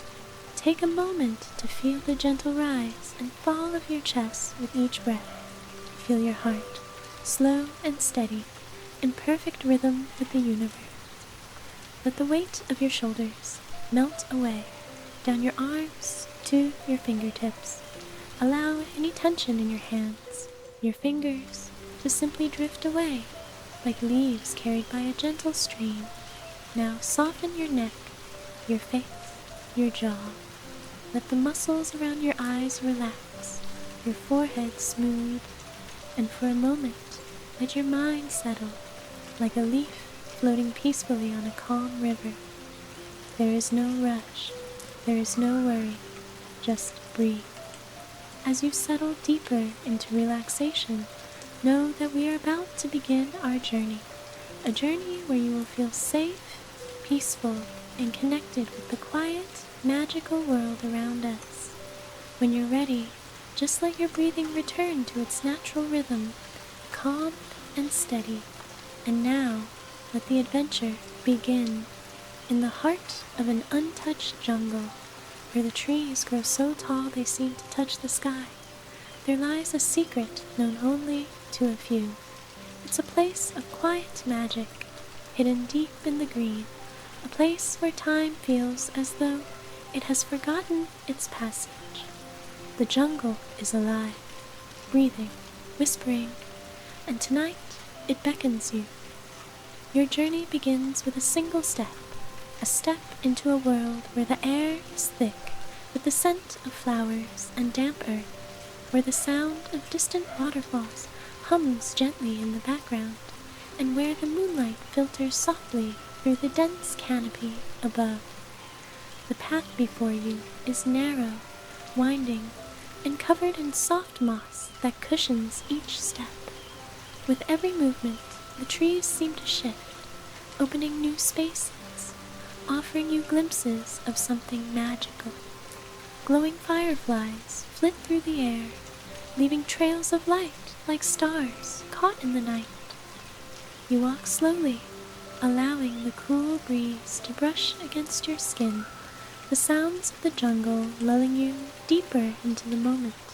A bird calls in the distance, a melodious song, like a gentle invitation. As you follow the winding path, your senses awaken. The ground beneath your feet is soft and cool, the scent of the air growing richer with every breath you take. The jungle around you seems to be alive, not just with plants and creatures, but with a quiet energy, a pulse that matches the beating of your own heart. And then you see it. Up ahead, the trees open slightly, revealing a large, ancient tree, a massive thing, its roots sprawling across the ground like the arms of an old friend. The trunk is thick, knotted with age, and its branches stretch out, forming a canopy that seems to shelter the entire space beneath. There, nestled high in the branches, is a tree house, a hidden refuge built with the care of someone who knew the jungle's secrets well. Its walls are made from woven vines and leaves, so seamlessly integrated into the tree that it looks like it has always been there. A single ladder, made of ropes, hangs from the side, swaying gently in the breeze, inviting you to climb. You pause for a moment, standing in the soft moonlight that dances through the leaves. The air is thick with the scent of the jungle, and the sound of leaves rustling above fills your ears. Something calls to you from the treehouse, an unspoken invitation. It is not just the allure of the structure itself, but something more. There's a pull, a quiet yearning, as though the treehouse holds a story that has been waiting just for you. But who lives here? Who built this secret haven? You wonder, but there's no time to dwell on the question. The ladder is there, waiting, swaying with a gentle rhythm, as though inviting you to climb. And so you take the first step, your feet finding the solid rungs beneath you. The climb is slow, steady, and as you rise higher into the tree, the sounds of the jungle seem to soften, replaced by a peaceful stillness. The air here is different, cooler, fresher, as though the very tree you climb is offering you its sanctuary. The top of the ladder brings you to a small platform, nestled high in the canopy. The tree house is even more beautiful up close. Wooden beams crisscross above, with a roof made of large, broad leaves that rustle softly in the breeze. There are cushions and blankets scattered around, a small table covered in delicate, carved wooden objects, and soft lanterns casting a warm glow in every corner. It feels safe, protected, but as you step forward, the gentle hum of the jungle seems to shift. You are no longer alone. There is someone here, someone who belongs to this place, someone waiting for you. Your heart quickens, and your breath catches in your chest, but the pull is undeniable. You are drawn toward a corner of the room where a figure sits, shrouded in the soft glow of the lanterns. A figure who, even though their face is hidden, seems to embody the mystery of the jungle itself. And then, just as you begin to approach, a voice, soft as the wind, whispers through the air. "Welcome," it says. "I've been waiting for you." The voice lingers in the air like a soft echo, floating in the calm, still space of the treehouse. It is warm, inviting, and yet there's something about it that feels ancient. You can hear the rustle of the leaves above, but it is as though they, too, are listening, waiting. Your heart beats softly in your chest as you stand in the doorway, your senses heightened by the unfamiliar magic that seems to hum in the air. The jungle outside, with all its vibrant life, seems distant now. The sounds of the night are muffled, replaced by the stillness of this hidden sanctuary. The figure before you does not move, but their presence feels all-encompassing. The soft light from the lanterns catches glimpses of their form, just enough to suggest they are there, sitting quietly, as if wrapped in the very essence of the jungle itself. For a moment, you stand frozen, unsure of whether to speak, to move, or simply to wait. The gentle sway of the treehouse in the breeze is the only sound that fills the space between you. Then the figure stirs, ever so slightly, and slowly turns their head to face you. The soft glow of the lanterns reveals delicate features, eyes that shimmer with the depth of the forest, a gaze that seems to see beyond the surface of things. There is no rush in their movements, only a quiet grace, as though every part of their being is connected to the stillness that surrounds you both. "Come closer," they say softly, their voice a lullaby in the cool night air. You take a step forward, drawn not by curiosity alone, but by something deeper, something unspoken that pulses in the very air. As you approach, the figure stands, their movements fluid and unhurried, like the slow flow of a stream. They are dressed in clothes that seem to blend seamlessly with the natural world, woven fabrics of green and brown, reminiscent of the leaves and vines that wrap around the trees outside. Their hair is long and dark, falling in gentle waves that catch the lantern light, like the shadows of the jungle itself.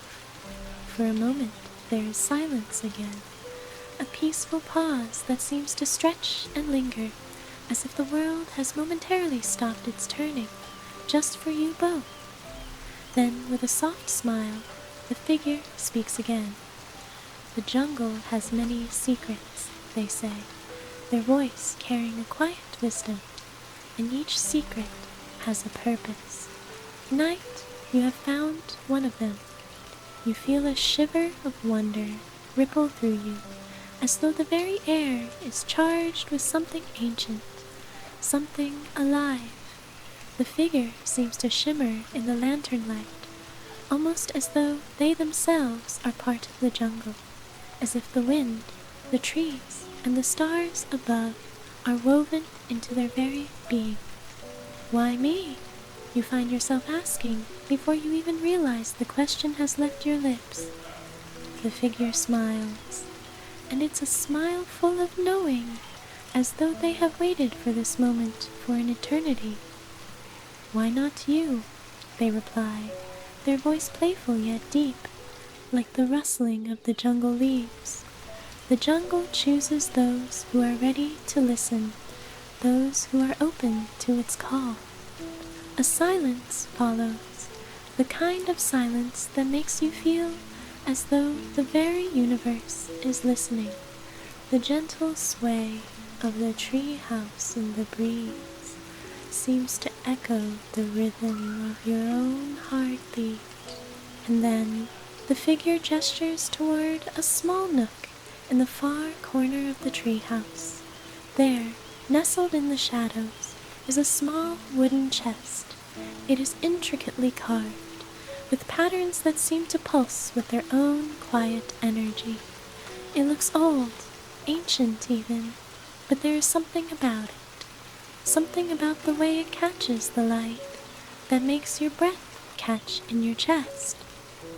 "This chest," the figure says, "holds something that has been waiting for you, a key to understanding this place, and perhaps yourself." You step closer to the chest, feeling the pulse of the jungle grow stronger in the air around you. The soft sounds of nature seem to grow quieter, replaced by the deep, almost imperceptible hum that vibrates through the very ground beneath your feet. As you reach out to touch the chest, a faint warmth spreads through your fingers, as if the chest itself recognizes your presence. The carvings on its surface seem to shift and change under your touch, twisting and curling in ways that defy logic. A deep breath escapes your lungs, your senses fully awakened now, each sound and movement around you heightened, as if you've stepped into a dream that is both real and surreal all at once. "Open it," the figure urges softly, "but be prepared." The jungle reveals itself in its own time. With a gentle push, the lid of the chest creaks open, revealing something that shimmers softly within, something small, delicate, yet undeniably powerful. It is a pendant, shaped like a leaf, its edges intricately carved, with symbols you do not understand, but somehow you feel an innate recognition. The stone at the center of the pendant glows faintly, as though it is alive, pulsing with a quiet, steady rhythm. Your fingers hover above it, and as you touch the pendant, a sudden surge of warmth spreads through you, like a flood of sunlight breaking through the thick canopy of the jungle. For a moment, you are still, the world outside vanishing entirely, and you feel as though you are one with the jungle itself, its ancient trees, its whispered secrets, its timeless heart. The figure watches you closely, their eyes glimmering with something like anticipation. You are now a part of this world, as much as it is a part of you. The pendant will guide you. When you are ready, you look at the pendant in your hand, feeling its gentle pulse beneath your fingertips. There is a sense of knowing within you, a deep sense that this is just the beginning, that the jungle holds many more secrets waiting to unfold. But the moment is fleeting, for a distant sound stirs the air, a low, rumbling growl that comes from far below, deep in the jungle's heart. The figure's expression shifts ever so slightly, their gaze flickering toward the entrance of the treehouse, where the jungle's shadows seem to shift and move. "Something is coming," they say softly, "and it is not yet time for you to leave." But the jungle is patient. It will wait. And as the growl echoes once more, deep and ominous, you realize that this place, the treehouse, the jungle, this mysterious figure, are all parts of a story far larger. than you could have imagined. But for now, you are safe here. For now, you are part of the jungle's secret, and the journey is just beginning. The growl fades into the distance, but the air remains heavy with its echo. There is a pulse in the jungle, a rhythm that feels unsettling, yet strangely familiar, as if something ancient is stirring beneath the surface of this peaceful sanctuary. The figure before you doesn't move, but their gaze lingers on the entrance of the treehouse, as though listening to the sounds only they can hear.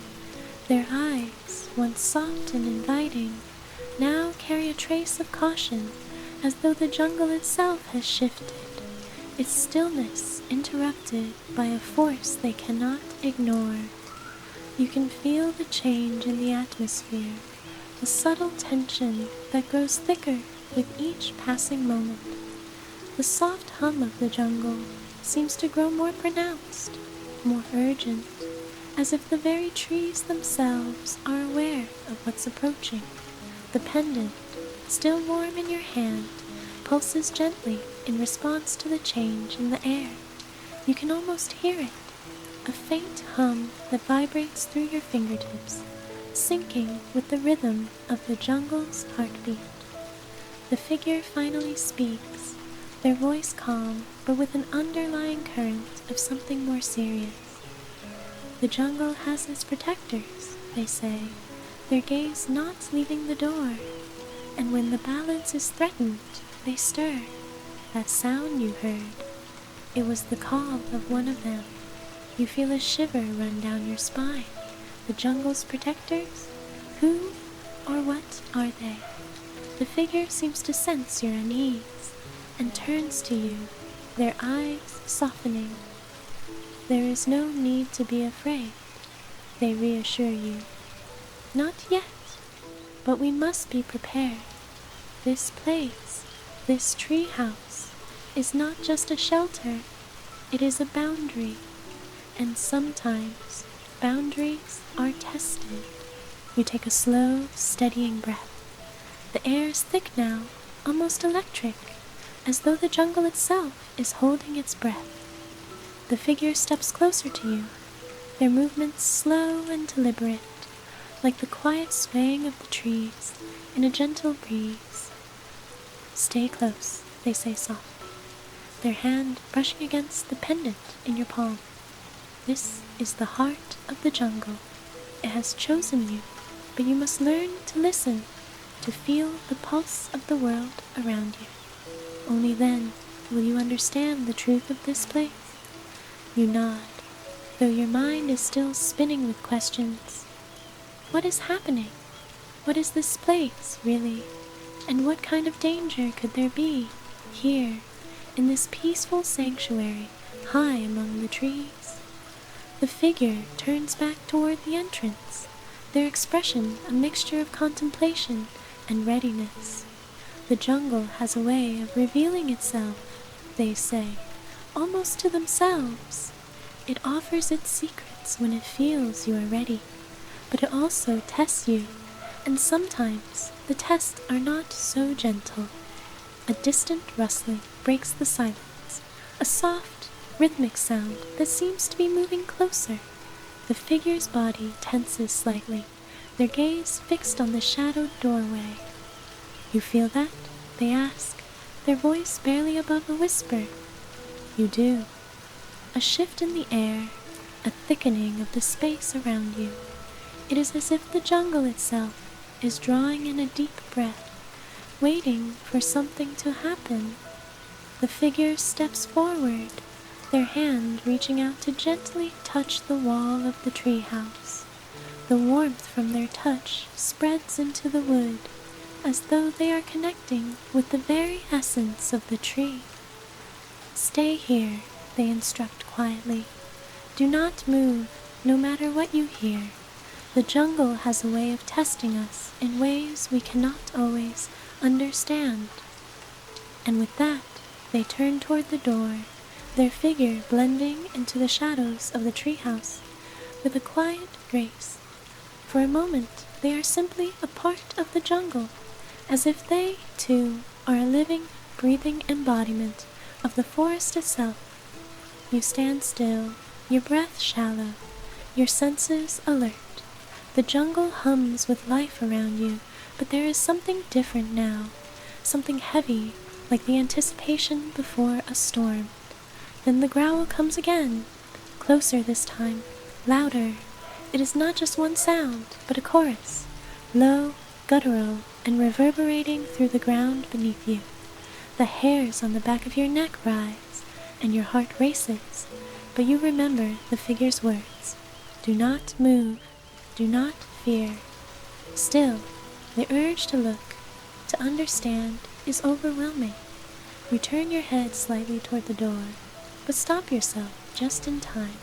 Instead, you focus on the pendant, now glowing softly in your hand, its pulse in tune with the jungle's rhythm.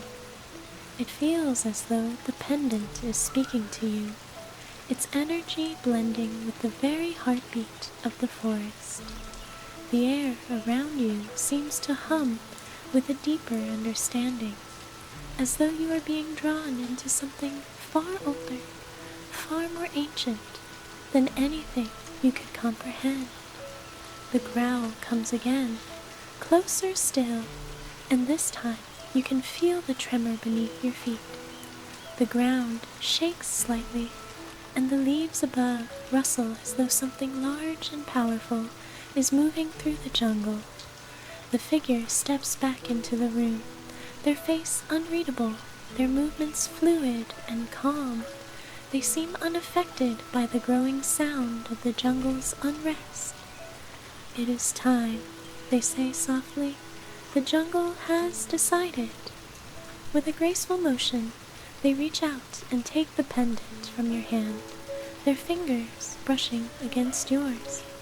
The warmth from the pendant seems to transfer to you, filling your body with a sense of calm in the midst of the rising tension. This will help you, the figure says, their voice steady and reassuring. It will guide you when the time comes. You feel the weight of the pendant in their hand, and for a moment, a strange connection forms between the two of you, one that transcends words, as though you are both part of the same larger story, a story written by the very trees around you. The growl echoes once more, much closer now, so close in fact that you feel the vibration in your chest. The figure's gaze shifts toward the door, their expression focused, determined. Stay here, they repeat. I will return soon. Trust the jungle. Trust what it has given you. And with that, they step outside, disappearing into the shadows of the jungle, leaving you alone in the treehouse. The air is thick with anticipation, and the sounds of the jungle grow louder, as if the trees themselves are holding their breath. You are left with nothing but the soft glow of the pendant and the distant sound of the jungle's protector moving closer, ever closer. The silence in the treehouse feels thick, almost suffocating, as you stand alone, the soft pulse of the pendant the only reminder that you are not entirely abandoned in this strange, mysterious place. The jungle outside is alive with sound, its symphony of life intensified now, as if the very air holds its breath in the stillness. You grip the pendant, feeling the warmth from it spread through your fingertips, grounding you, tethering you to this moment. The world around you feels distant now, as though it is drifting further away with each passing second. The growl echoes again, but this time it is different. No longer distant and vague, it is sharp and closer, much closer. The earth beneath you shudders with the weight of something massive moving through the jungle, and the treehouse creaks, as though it is adjusting to the forces that press against it. The sounds outside grow chaotic now, a mixture of growls and rustling, of leaves shifting violently as something moves through the dense foliage. Your senses are heightened, every muscle in your body tense with anticipation. The jungle is alive, and it is restless. You can hear the figure's voice again in your mind, soft and soothing. Do not fear, trust the jungle. You breathe in slowly, letting the calmness of their words settle into your chest, trying to find peace in the stillness of the treehouse, even as the jungle outside begins to shift and stir. Then the figure reappears, moving swiftly but quietly through the doorway. Their expression is one of determination, their gaze sharp and focused, as if they have just stepped out of the very heart of the jungle itself. There is no time to waste, they say quietly, their voice carrying an air of urgency now. The jungle is awake. It calls for us. Without another word, they move toward the window, peering out into the dense, darkened jungle below. You follow them, your heart thudding in your chest as you stand beside them, your gaze falling on the swaying branches and deep shadows that stretch out below. There, the figure whispers, pointing into the darkness, toward the edge of the jungle, where the shadows are thickest, where the rustling is loudest. That is where the protector is. The air vibrates with energy, and as you look out, you see it, a silhouette, dark and imposing, moving swiftly through the jungle, its shape massive and powerful, like something born of the very earth itself. It moves with an eerie grace, part of the night, part of the jungle's essence. The growl rumbles again, coming from this figure, an unmistakable sound of warning. The figure next to you doesn't flinch. They stand tall and steady, watching the protector with an almost reverential gaze. Do you understand now? They ask softly, as though they are speaking to themselves more than to you. The protector is not our enemy, but a guardian, a keeper of the balance. It will only show itself when the jungle is threatened. You nod slowly, feeling the weight of their words settle in your chest. You had thought the protector's growl was a sign of danger, but now it feels more like a reminder, an ancient warning that the jungle will protect itself, even if it means testing those who enter its domain. The figure looks down at you, their eyes softening. The jungle has accepted you, but you must listen carefully. The pendant will help guide you when the time comes. It will show you the way, if you are willing to trust it. Your fingers curl around the pendant again, feeling its warmth seep deeper into your skin. The jungle is alive with energy now, its heartbeat a constant rhythm that you can feel in your bones. There is a weight to this moment, an understanding that you are no longer just an observer of this world, but a part of it.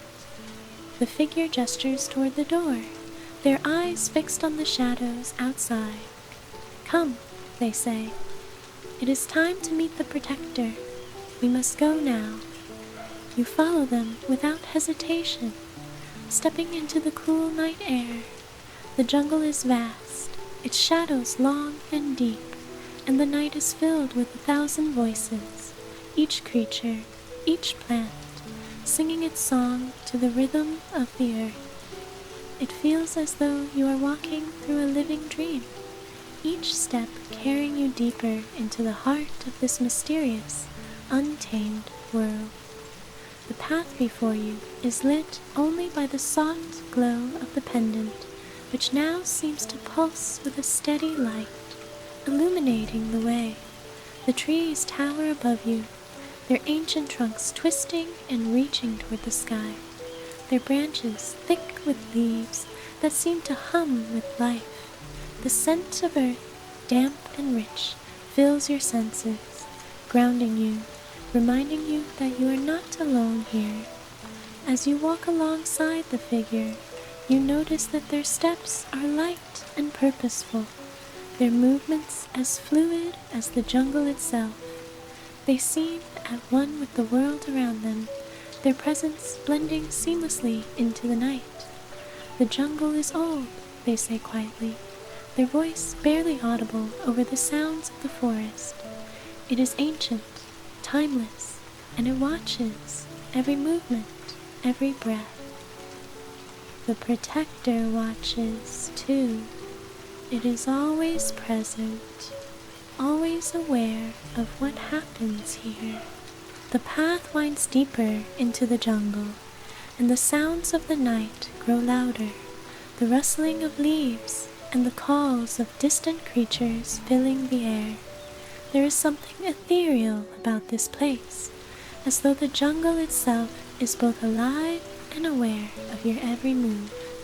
The protector's growls grow louder now, closer. The trees seem to part, revealing a small clearing ahead. The air is thick with anticipation, and the jungle feels as though it is holding its breath once again. The figure stops, turning to face you. "This is where it will meet us," they say softly. "Do not be afraid. Trust the pendant. Trust the jungle." The clearing ahead is bathed in the faint light of the pendant, and for the first time you see the protector in full. It is a massive, shadowed figure, its form partially obscured by the dense foliage, but unmistakable in its presence. It is the size of a great beast, its body covered in thick fur that seems to shimmer in the low light, its eyes glowing with an otherworldly intensity. For a moment, time seems to stop. The protector's gaze locks with yours, and you feel an intense surge of energy, a deep, primal connection. The jungle itself seems to breathe with you, its pulse syncing with your own. The growl that had once sounded like a warning now feels more like a greeting, a recognition of your presence in this sacred space. The figure beside you steps forward, their hand outstretched toward the protector, their voice low and melodic. "We are here," they say, a calm certainty in their tone. "The balance will be restored." The protector tilts its head, its glowing eyes never leaving yours, as though it is weighing you, understanding you, sensing something deep within you. Then, with a soft rustle of leaves, the protector lowers its head, and for the first time, it feels as though the jungle is at peace once again. You are no longer just a visitor in this world. You are part of it. The air stills, the jungle holding its breath as the protector lowers its massive head before you. Its glowing eyes, intense and deep, lock onto yours. There is no fear, no aggression in his gaze, only an ancient understanding. The protector is not a creature of wrath, but of guardianship, of balance. The figure beside you stands still, their outstretched hands not trembling but steady, like the trunks of the trees around you. They do not speak, allowing the silence between you and the protector to deepen. It feels like a moment that stretches beyond time, an eternal pause before something important, something irreversible, unfolds. The glowing eyes of the protector flicker softly, like stars coming into alignment, and slowly it lowers itself to the ground, its massive form curling gently around the base of a nearby tree. The jungle, which had once been so vibrant and filled with tension, seems to exhale in unison, a deep, slow breath that moves through the leaves, the earth, and even the air itself. You feel it too, a deep, calming wave of peace that begins in your chest and spreads outward into your limbs, down to your toes. The pulse of the pendant in your hand becomes stronger, more rhythmic, almost as if it is resonating with the heartbeat of the protector, the heartbeat of the jungle itself. For the first time, you feel like you belong here, not just in this treehouse, not just in the jungle, but within this deeper world of connection, of magic, and of guardianship. The air hums with a subtle energy, and you realize, with a sense of awe, that the jungle has accepted you. The pendant, warm and glowing in your palm, is not just an object of power, but a key, one that has opened your senses to this ancient world. You are part of it now, as much a part of the jungle as the trees, the vines, the creatures that call this place home. The figure turns toward you, their expression serene, as though this moment was always meant to unfold this way. "Do you understand?" they ask, their voice gentle but filled with meaning. The jungle has chosen you, and with that choice comes a responsibility. Your heart races, the weight of their words settling in your chest. Chosen? You had come to this place seeking answers, seeking solace, and now the jungle had claimed you, not as a visitor, but as a participant in its eternal dance of life. The protector, still coiled in the shadows of the trees, lets out a low, rumbling sound. It is not a growl this time, but a hum, a deep resonance that seems to vibrate through the ground beneath your feet. The jungle responds, the leaves and branches swaying gently, almost in time with the sound. It is as if the protector itself is speaking, but its words are not ones you can understand with your ears. They are felt deeply within your bones, within the very marrow of your being. The figure steps closer, their hand reaching out to touch your shoulder gently. The protector speaks not with words, but with the language of the earth. It is ancient, this bond, older than even the trees themselves, and it is not something that can be explained easily. You nod, your gaze never leaving the glowing eyes of the protector, as if there is something there, something it wishes to show you, something it wishes for you to understand. The pendant, the figure continues, will guide you, yes, but it is not just a tool. It is a reminder of the connection we share with this world. The jungle does not give its secrets lightly, but when it chooses deeply. You feel a shift within you, a quiet stirring, as if something deep inside your soul is beginning to awaken. It is subtle at first, like the soft rustling of leaves in the breeze, but it grows stronger, like the first rays of dawn breaking through the darkness. Protector stirs, its massive form shifting in the shadows, and for a moment the jungle itself seems to draw closer, pressing in from all sides. You can feel the pulse of the earth beneath you, steady and constant, like the rhythm of your own heartbeat. The figure's voice breaks through the stillness again. You are not alone, even now. The jungle is with you, always, and as you learn to listen, to feel, you will come to understand the true nature of this place, this treehouse, the protector, the pendant. They are all part of something much larger than us. It is a story that has been written for ages, and now you have entered it. Your thoughts swirl as the enormity of their words settles within you. What story? What is your role in this tale? The jungle is vast, its mysteries as deep as the earth itself, and yet, in this moment, you feel inexplicably drawn to it, to the trees, to the protector, to the figure who stands beside you, with a calm assurance that you are exactly where you need to be. The protector rises slowly, its enormous body moving with a grace that belies its size. Its eyes remain fixed on you, a silent acknowledgement of the bond that is forming between you. It is as if the protector is waiting for something, for a sign that you are ready, that you are prepared to take the next step in your journey. The figure beside you speaks again, their tone quiet but resolute. The jungle calls to those who listen, and now you must decide. Will you continue to listen, even when the path is unclear? Will you trust the jungle to guide you, even when the way seems hidden? You feel the weight of the question settle over you. It is a question not just of this moment, but of the path ahead. The jungle, with all its untamed beauty and mystery, has offered you its trust.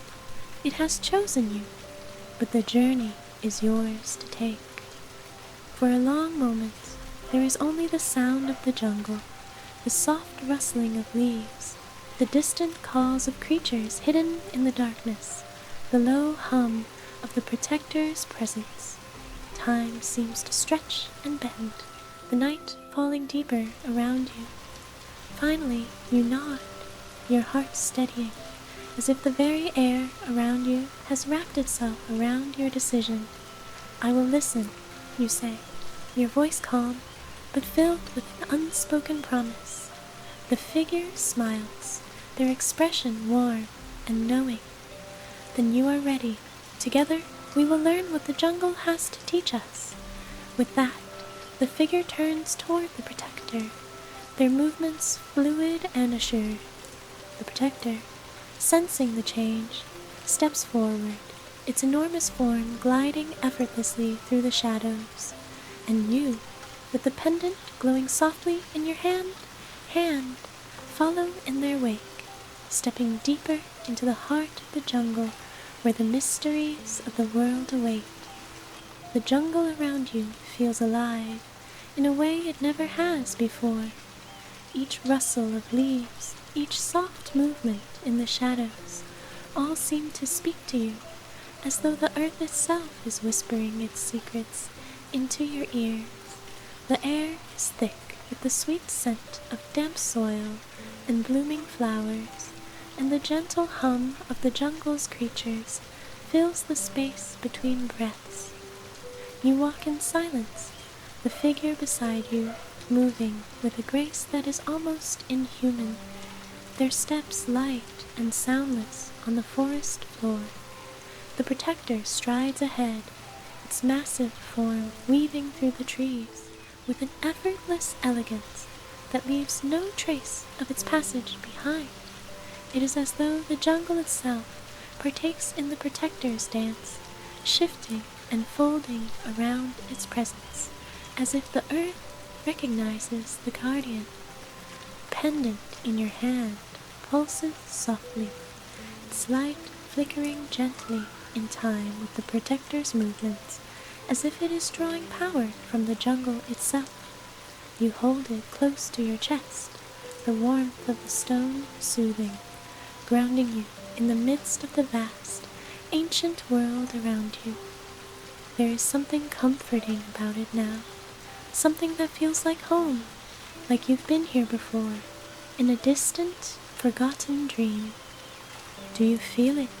The figure asks, their voice soft and almost lost in the whispers of the jungle, the pulse of the jungle, the rhythm of the earth.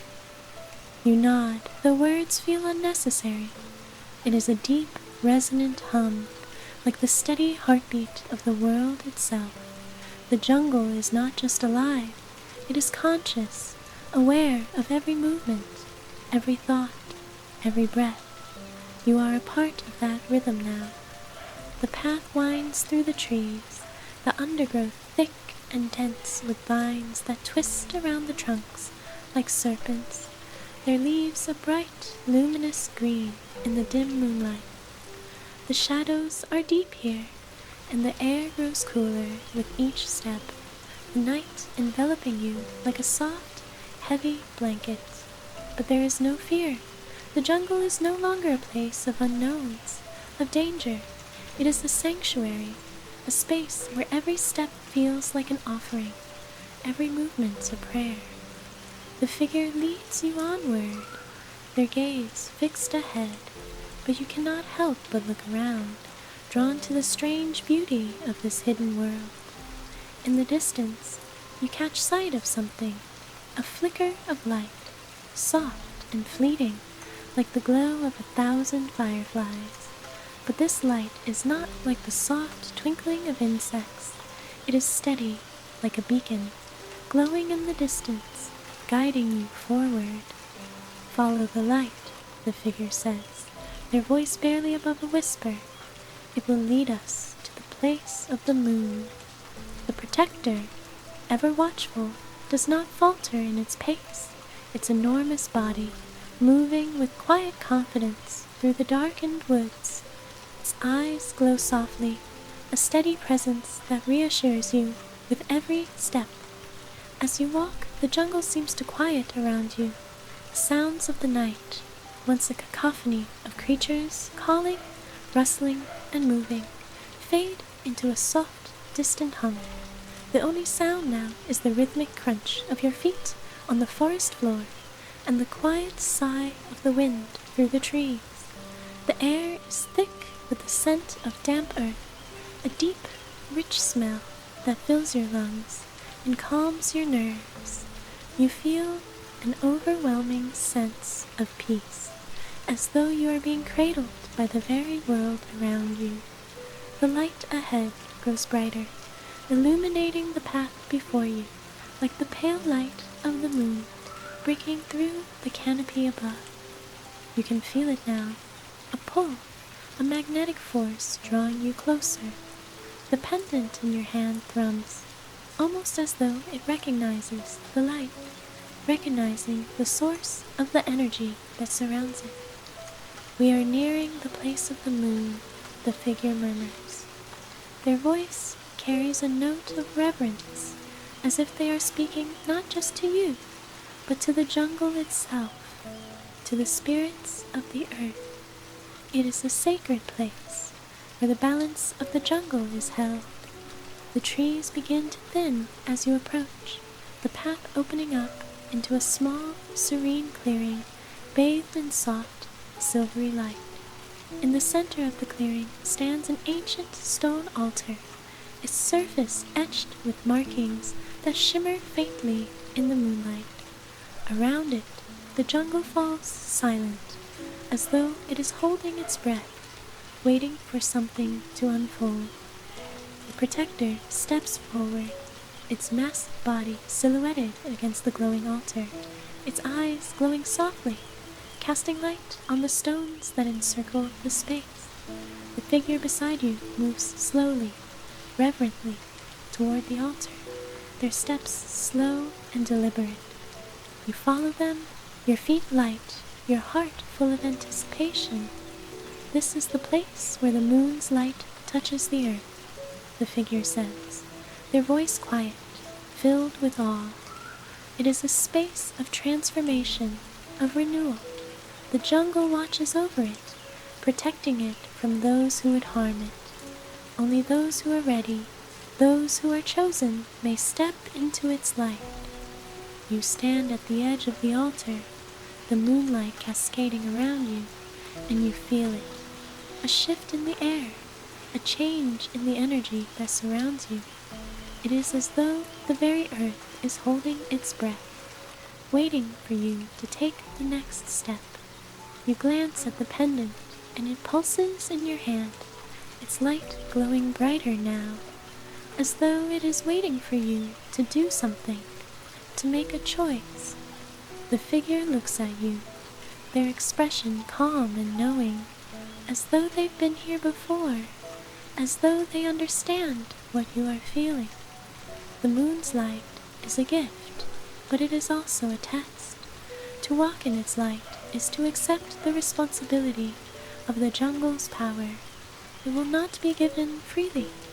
You must be willing to listen, to embrace the jungle's wisdom, to understand that with this gift comes the weight of the world. You take a deep breath, feeling the cool night air fill your lungs. The jungle has led you here, and you know deep within your soul that this moment was always meant to come. The moon's light is a calling, and you cannot ignore it. You step forward slowly, your heart beating in rhythm with the jungle's pulse. The light of the moon washes over you, soft and silvery, caressing your skin like the gentlest of touches. For a moment, there is nothing but the light, the silence, and the quiet thrum of the jungle's heart. You close your eyes, feeling the energy of the earth seep into you, grounding you, filling you with a deep sense of peace. And then, a voice, soft and steady, breaks through the stillness. It is not the figure beside you. It is not the protector. It is the jungle itself. You are ready. The moonlight lingers for a heartbeat longer, washing over you with an intensity that seems to stir the very air around you. The words, the voice of the jungle, echo in your mind, a soft murmur that is both a whisper and a command, reverberating deep within your chest. You open your eyes, and for a moment, the clearing before you seems to shimmer, as if the very fabric of the world is shifting, bending to the will of something far greater than you can comprehend. The protector stands still, its glowing eyes fixed on you, as though it too is waiting for something. The jungle around you has fallen silent, its usual symphony of sounds subdued into a quiet reverence. Even the wind seems to hold its breath, as if it, too, is attuned to the ancient pulse of this place. The figure beside you steps forward, their presence a steady anchor in this moment of stillness. Their eyes, glowing faintly in the dim light, hold a depth of understanding. You have heard it, they say, their voice a quiet murmur that blends seamlessly into the quiet hum of the jungle. The jungle speaks to those who are ready. It is not a voice you can hear with your ears, but with your heart. Your heart beats softly in your chest, steady, rhythmic, like the pulse of the earth itself. You feel it, deep within you, an ancient, enduring presence that has always been here, that has always whispered to those willing to listen. The jungle is alive in ways you've never imagined, and it is speaking to you.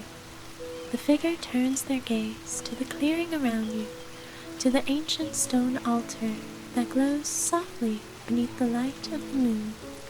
This place is sacred, they continue. It is where the spirit of the jungle is most alive. The earth holds memories here, memories of times long past, of those who have walked this path before us, and of those who will come after. You are now a part of that story. You feel the weight of their words, the significance of this moment settling deep within your being. This place, the clearing, the altar, the protector, and the jungle itself is not merely a setting. It is a nexus, a point of convergence where the past and future meet. And now you are a part of it, woven into the tapestry of this living, breathing world. The figure's voice brings you back from your thoughts, soft and steady. You may wonder what comes next, what this journey is truly about. The jungle does not offer answers easily. It offers lessons, lessons that must be understood through experience, and that experience is yours to shape. As if in response to their words, a soft breeze stirs through the trees, carrying with it the scent of distant flowers, of rich earth, and of something more, a delicate, sweet fragrance This seems to hold the promise of something new. The trees around you begin to sway gently, their branches creaking in the wind, as though they are breathing with you, moving with you. The jungle is alive, not just with creatures and plant life, but with an energy that is beyond anything you've ever known. The protector shifts, its massive body moving with fluid grace through the shadows. Its glowing eyes never leave you, and you know, without question, that it is here to guide you, to protect you as you learn what the jungle has to teach. It is not just a creature of the wild. It is a guardian, a keeper of secrets, a watcher of the balance. And the pendant hums softly in your hand, its glow pulsing gently in time with the rhythm of your heart. It feels warm, comforting, like a connection between you and this world, between you and the jungle. You sense that it holds something more, something you have yet to understand, but now you know it is not a tool for power. It is a key, a link to a deeper truth. The figure steps closer to you, their gaze serene but intense. The jungle speaks, but only to those who listen. The path you walk will not be easy, for it requires you to face the unknown within yourself. To embrace the wild, to embrace the unknown, is to embrace the deepest parts of your soul. Are you ready to hear what the jungle has to teach you? You stand still, feeling the weight of their words, the gravity of this moment. There is no turning back now. The jungle has chosen you, and you have accepted its call. Your hand, still holding the pendant, feels the energy within it surge again, as though the jungle is awakening something deep inside you. I am ready, you say, your voice quiet but firm. It is a promise to yourself and to the jungle, to listen, to learn, and to walk this path, no matter where it leads. The figure nods, a faint smile touching their lips. Then come, the jungle's lessons are waiting for you. They turn, and the protector follows silently behind them, its massive form moving effortlessly through the trees, its presence comforting, like a steady rhythm in a world that often feels too chaotic. You follow, your footsteps light on the soft earth, your heart steady with resolve. The jungle begins to shift around you again, its sounds returning, soft, gentle, like a lullaby. The distant calls of birds, the rustling of leaves in the wind, the faint hum of the earth beneath your feet. All of it is a reminder that you are not alone. The jungle is here with you, guiding you through this world of wonder, mystery, and magic. As you move deeper into the jungle, the path ahead becomes clearer. You pass through a thick curtain of vines, their leaves glistening with dew in the dim moonlight, and into a new part of the jungle, one that feels different, older, more ancient. The trees here are taller, their trunks twisted and gnarled, their roots winding deep into the earth like veins, connecting them to something far greater than you can see. Ahead, the path opens up into another clearing, but this one feels different. The air is thick with energy, the ground beneath your feet soft and springy, as if the earth itself is alive, breathing with you. In the center of the clearing stands a massive, ancient tree, its bark smooth and dark, its branches reaching toward the sky like outstretched arms. This is the heart of the jungle, the figure whispers, as if afraid to disturb the sacred air around you. The tree is the keeper of all the jungle's secrets. It has seen countless ages pass, countless lives grow and fade, and it is here, in this place, that you will begin to understand the true nature of your journey. You step forward, your heart beating faster as you approach the tree. Its presence is overwhelming, like standing before the heart of the world itself. And as you stand before it, you realize that this moment, this place, is the beginning of something far greater than you had ever imagined. The jungle is waiting for you, and its secrets are ready to be revealed.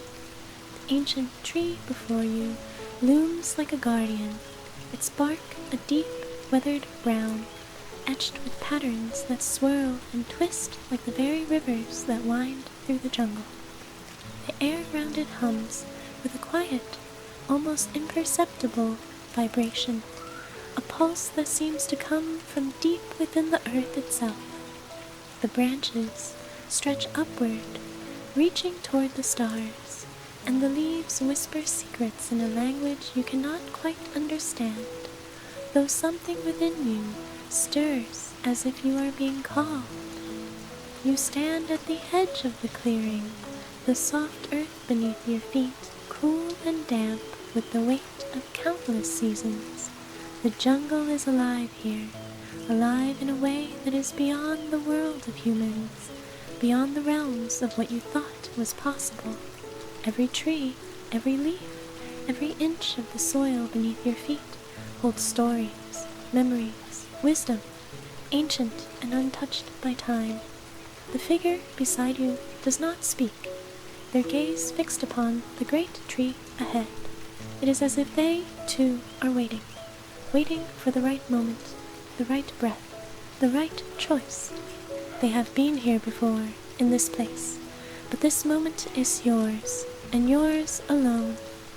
The protector, standing just behind you, remains as still and silent as the trees themselves. Its eyes, glowing faintly in the moonlight, never leave you, as though it, too, is watching, waiting for something, for you to move, for you to take that first step. The pendant you hold, still warm in your hand, hums gently against your chest, its soft glow casting faint shadows in the moonlight. It feels alive, a conduit between you and the jungle, a key to understanding, to unlocking the deep magic that pulses through the very air around you. Without a word, the figure begins to move forward, their steps slow and deliberate, as though they are drawn to the tree by something beyond their control. They step lightly across the soft earth, their presence quiet, almost ethereal, blending seamlessly with the jungle itself. You follow, feeling the pull of the tree, of the jungle, and your footsteps, too, become quiet, almost as though the earth itself is welcoming you with open arms. As you approach the great tree, you notice something, a faint glow, deep within its trunk, as though something is pulsing from within. The closer you get, the more you feel it, this energy, this connection. It is as if the tree is alive with magic, as though it has been waiting for you, for this moment, for your presence. The figure reaches the tree first, placing a hand gently against its smooth bark. For a moment, nothing happens. Then a soft, low hum rises from the tree, and the ground beneath your feet trembles ever so slightly, as though the entire jungle is taking a deep, collective breath. The figure turns to you, their eyes glowing softly, their face serene. "This is the heart of the jungle," they say, their voice barely a whisper, as though speaking too loudly might disturb the sacredness of the moment. It is here that the jungle's magic is most powerful, where all paths converge. The tree is a keeper of balance, of wisdom. It has seen the rise and fall of civilizations, the growth of every leaf and flower, the birth of every creature, and it is here that you must learn. You stand before the great tree, the air around you thick with anticipation, You can feel the weight of the jungle's history pressing down on you, the weight of its secrets, its mysteries, and yet there is no fear. There is only a quiet, unwavering calm, a sense of peace that settles deep within your bones. The jungle does not offer answers immediately. It offers only understanding, understanding of the world around you, of the world within you. The figure steps back from the tree, and you feel, without words, that it is time. You place your hand gently against the tree's bark, your fingers brushing over the rough surface, and in that moment, you feel something stir inside you, something ancient, something profound. A rush of energy floods through you, a warmth that spreads from your fingertips, up your arm and into your chest. For a moment, you are overwhelmed by the sheer magnitude of it, the magic, the power, the knowledge that is flowing through you. Your heart races, and your breath catches in your throat as the jungle seems to come alive in a way you have never known before. The sounds of the night, the chirping of insects, the calls of distant creatures, the rustling of leaves in the breeze, all fade away, replaced by a deep, resonant hum. It is the jungle's heartbeat, echoing in your chest, in your mind, in your soul. The light from the pendant in your hand flares, and for a brief, fleeting moment, the entire jungle seems to glow, bathed in soft, ethereal light. The tree's branches sway as if stirred by an unseen wind, and you can feel the energy of the earth surging through you, filling you with a quiet sense of power. It is not a power to control or to command. It is a power to understand, to connect, to be one with the jungle, to become part of its rhythm, its pulse. And then, as suddenly as it began, the energy ebbs away, leaving you standing there, hand still pressed against the tree, your heart still racing, your breath still catching in your chest. The jungle is silent once more, but the air feels different. The world around you has shifted, and you, too, have shifted with it. You step back from the tree, your heart still full, your mind still spinning with the knowledge that has just been shared with you. The jungle's magic flows through you now, deep within you, like a river that never ceases to run. You are no longer just a traveler. You are part of this world, part of its ancient song. The figure looks at you, their eyes soft with understanding, but there is a new depth there, too, a recognition of something that has changed, something that has awakened. The jungle has spoken to you, they say softly. You have listened, and now you must understand. The protector, standing in the shadows, watches you with quiet approval. It is as though the jungle itself has granted you its blessing, and in return you are entrusted with its secrets, its stories, and its wisdom. The figure takes a step back, their voice gentle but insistent. Now, the path ahead is clear, but remember this, the jungle's magic is not easily understood. It is not a power that can be wielded at will. It is a balance, a harmony, and you must learn to live in that harmony, to respect the jungle as you would respect the earth itself. You nod, feeling the weight of their words settle into your heart. The jungle has offered you its magic, but it has also given you its warning. To wield such power requires wisdom, patience, and respect. And with that, the figure turns, and the protector follows. The path ahead is still dark, but there is no fear in it now. The jungle has embraced you. The journey is only just beginning. The jungle ahead beckons like a living dream, the air heavy with the perfume of night-blooming flowers and the soft hum of distant, unseen creatures.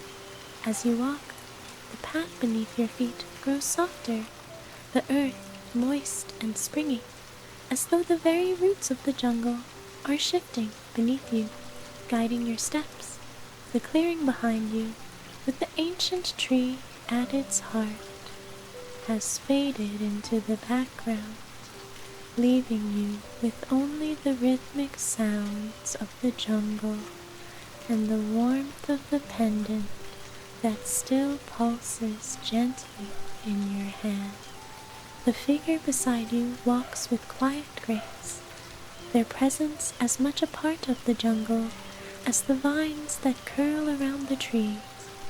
Their gaze is distant, focused on something only they can see, something far ahead that you cannot yet perceive. It is as though they are reading the very fabric of the jungle, attuned to its whispers, its rhythms. You feel small in the best way, a single note in the vast symphony of the jungle's night. The protector moves silently behind you, its glowing eyes occasionally catching the moonlight as it watches you with a quiet, reassuring intensity. There is no fear here, only the steady pulse of something ancient and true. With every step, you feel the jungle welcoming you, drawing you closer into its heart. You are no longer just a wanderer. You are a part of this world, intertwined with its magic, its secrets, and its eternal rhythm. The figure pauses, and you stop as well, your senses sharpening. Ahead of you, the jungle opens up once more, but this clearing is different. The air is thick with the scent of wet earth, the very smell of roots and ancient growth. In the center of the clearing stands a massive tree. Unlike the others you have seen, its trunk is gnarled and twisted, its roots sprawling outward like the fingers of an immense hand, digging deep into the earth, reaching for something far below. This is the heart of the jungle's foundation, the figure whispers, their voice almost drowned by the sounds of the wind rustling through the thick canopy above. These roots run deep, deeper than you can see. They connect everything, every tree, every flower, every living thing in the jungle is bound together by these roots. They are the foundation of the magic that sustains this place. You feel a strange tug at your chest, an undeniable pull toward the roots of the tree. It is as if the jungle itself is calling you, inviting you to uncover its deepest secrets. The pendant in your hand glows softly in response, its light flickering like a heartbeat, steady and unhurried. You can feel its warmth growing, not just in your hand, but deep within you, as though it is aligning with the very pulse of the earth. The figure steps closer to the tree, their movements fluid and unhurried. They reach out, placing their hand gently against the smooth bark. The roots are not just physical, they explain softly, their fingers tracing the surface of the tree. They are the pathways to understanding. Beneath the earth, the roots hold the memories of this jungle, the lessons, the stories, the magic of all who have come before. It is through these roots that the jungle's wisdom flows. You watch in awe as they continue to touch the tree, their fingers moving in slow, deliberate patterns. The air around you thickens, becoming dense with the weight of the jungle's history. The very ground seems to vibrate beneath your feet, and you feel, deep within you, the sensation of something stirring. The jungle's magic, its power, is alive in this place, and it is calling you to understand it, to see it, to know it in ways you never imagined. Will you listen to the roots? The figure asks, their gaze turning to meet yours. They are not just memories. They are the keys to what lies ahead. If you choose to connect with them, the jungle will reveal what it has been waiting to show you. Without waiting for a response, they turn back to the tree, their hand still resting gently on its bark. Protector, too, steps forward, its massive form barely a shadow against the trees. It seems to regard you, waiting, as if it, too, understands the importance of this moment. You step closer to the tree, the pendant in your hand glowing softly in the darkness. You feel an overwhelming sense of peace, as though the weight of the world has shifted, and now, in this moment, you are exactly where you are meant to be. You reach out, your fingers brushing the rough bark of the tree. The sensation is electric, as though your very touch is connecting you to something far greater than you can comprehend. And then the magic begins.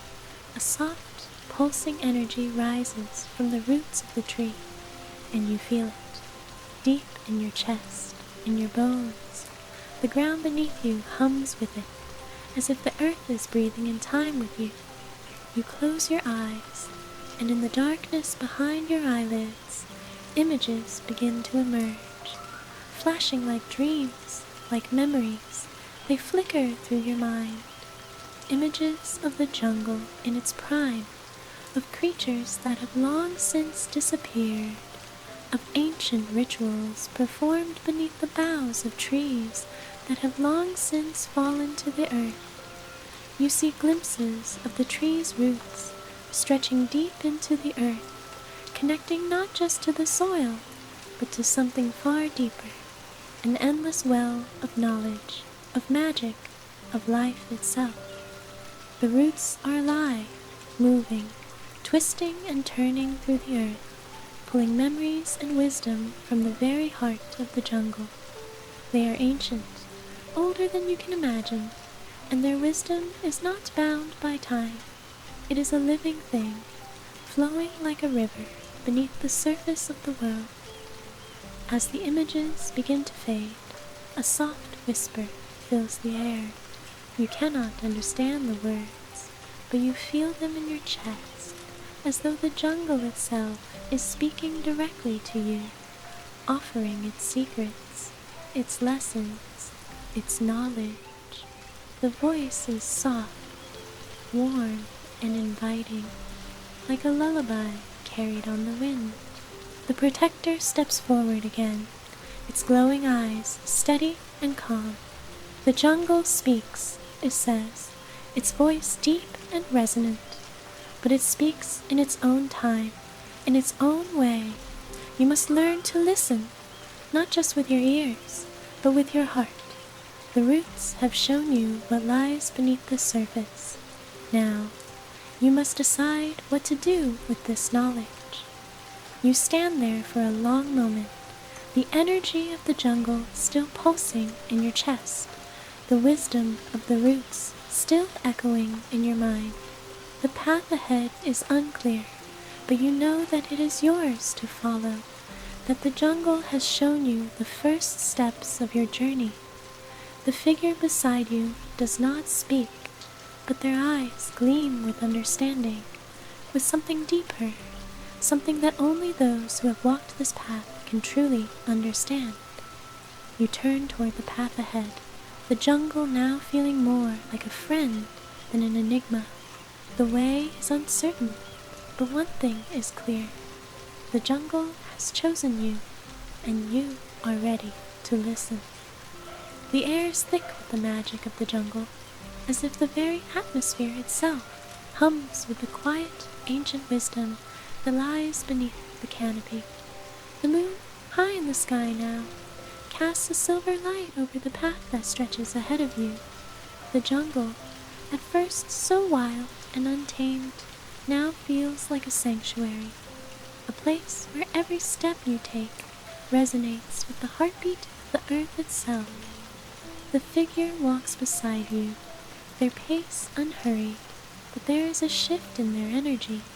Their presence feels both serene and expectant, as though they are guiding you towards something momentous, something you cannot yet see but feel with every fiber of your being. The protector follows silently, its glowing eyes casting soft light in the darkness, a constant presence at your back. The journey has changed you in ways you cannot fully comprehend. The jungle has whispered its secrets to you, shared its deep magic, and now, as you walk along this path, you realize that this is the final stretch. What lies ahead will determine everything. But there is no fear, only the peaceful assurance that this is your path, and the jungle, with all its wisdom, will guide you where you need to go. The dense undergrowth thins as you continue, the trees parting just enough to allow a flicker of moonlight to filter through, casting strange shadows on the ground. The jungle breathes in the silence, and the air grows cooler, the soft rustle of leaves carrying the weight of unspoken words. Ahead, the path curves gently toward a clearing. At the heart of this clearing, you see something that makes your breath catch in your throat. A tree house, nestled high in the branches of a towering tree. It stands as though it has always been there, its wooden walls worn smooth by the touch of time, its structure twisting upward into the sky. Vines and flowers drape over the edges, adding a sense of ethereal beauty to its ancient form. Soft, warm light flickers from within, casting long shadows on the ground below. The treehouse is alive, alive with the jungle's spirit, its magic. You feel the pull now, deep, undeniable. This is where the jungle has been guiding you all along. The treehouse is not just a shelter, it is a place of knowledge, of connection. The very heart of the jungle's magic lies within its walls, and you are drawn to it, drawn by something beyond your understanding. The figure beside you pauses for a moment, their gaze shifting toward the treehouse. They turn to you, their eyes soft but filled with a knowing. "This is the place," they say, their voice like the wind rustling through the leaves. The treehouse is not just a home, but a repository of the jungle's wisdom. It holds the final key to your journey. You nod, your heart steady despite the weight of the words. You have walked this path, faced its challenges, and now, with the jungle's magic coursing through you, you are ready.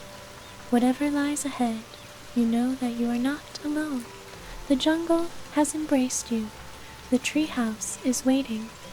The figure steps forward, and you follow, your feet light on the soft earth.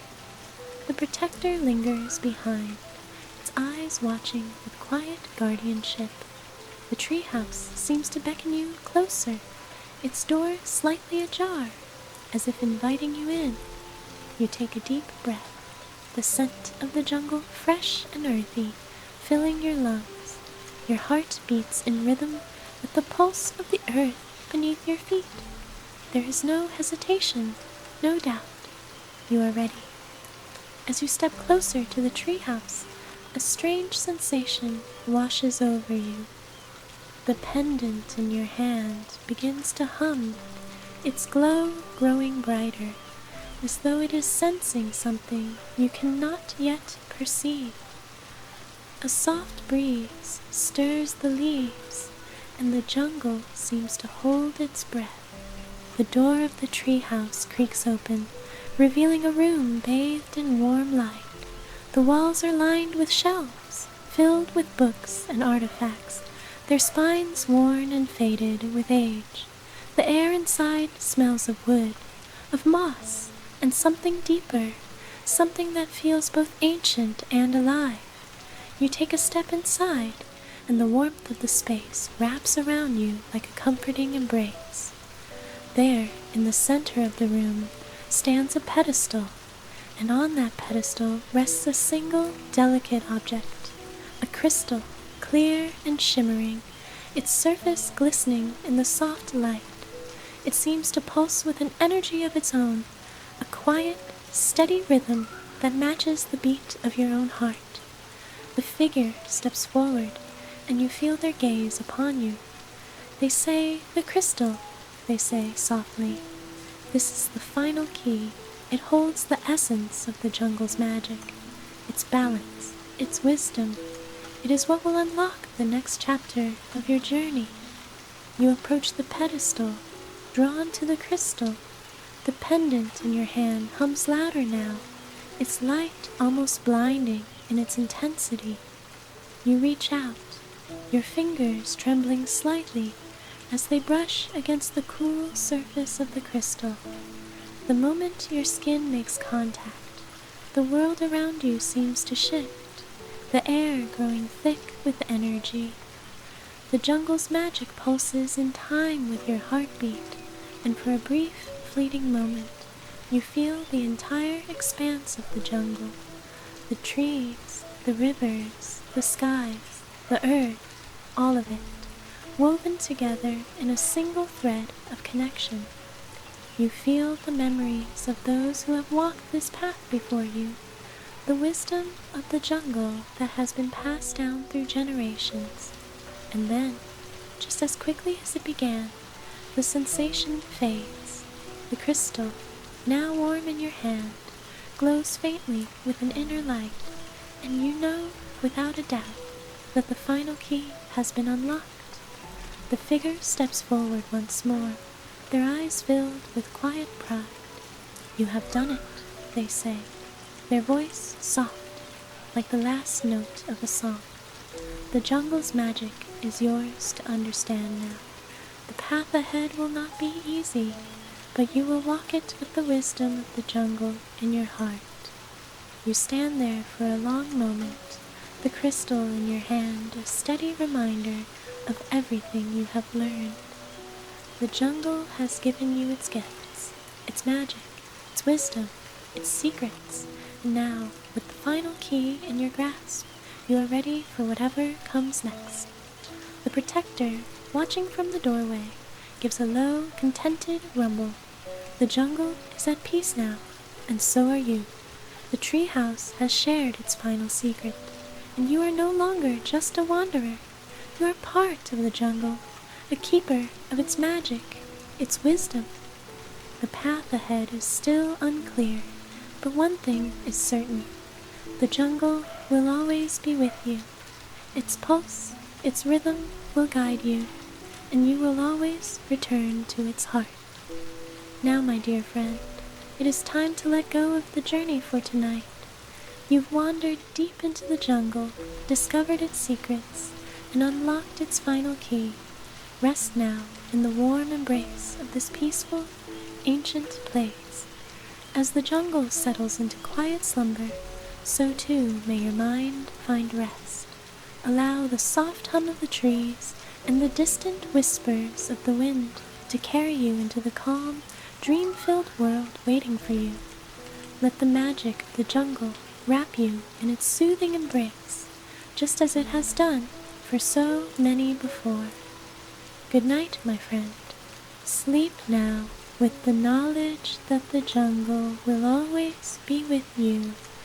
Its stories, its wisdom, and its magic.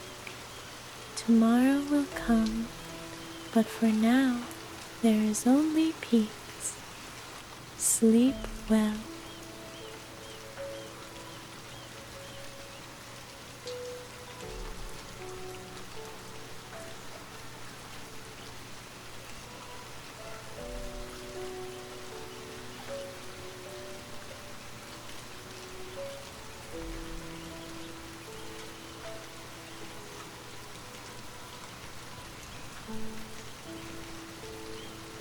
Hello, my friends. Good evening. Welcome to Stories for Sleep. It's so lovely to have you here with me tonight, to share in this peaceful moment when the world outside is still and the only sounds you hear are the soft whispers of winter. Let's begin by finding a comfortable position, perhaps snuggled in a cozy blanket or nestled against the softness of your pillow. gently close your eyes and take a deep, slow breath in. Feel the air fill your lungs, crisp and cool like the first breath of winter. Now slowly exhale, letting go of any tension you might be holding, and feel yourself settle into the warmth of your space. As you breathe in again, let the fresh, clean winter air fill your body, and as you exhale, feel the weight of the day melt away. You don't need to do anything right now. Just breathe and let the calmness wrap around you like a warm blanket. Imagine, if you will, a soft blanket of snow falling from the sky. The world is covered in a layer of pure white, like a dream unfolding. It's a quiet, peaceful night, and everything is still, just waiting for you to let go and drift deeper into relaxation. Feel the snow gently landing on your skin, cold at first, but quickly melting into warmth. The world around you feels soft, wrapped in a winter's embrace. Each snowflake that falls is like a gentle kiss from the night sky, and you can feel it in your bones, how deep and calming this moment is. Now, with each breath you take, imagine yourself becoming lighter and lighter, floating as though the snow is carrying you into a world of serenity. There's no hurry, no rush, just the peaceful rhythm of your breath and the soft whisper of the wind as it carries the snowflakes around you. Let your feet relax, releasing all the tension in your toes, your soles, your ankles. Feel the warmth spread through your legs, from your calves to your thighs, as if you're sinking deeper into the soft, snow-covered ground. Now, slowly bring your attention to your hands. Allow them to soften, feeling the warmth spread from your fingertips to your wrists.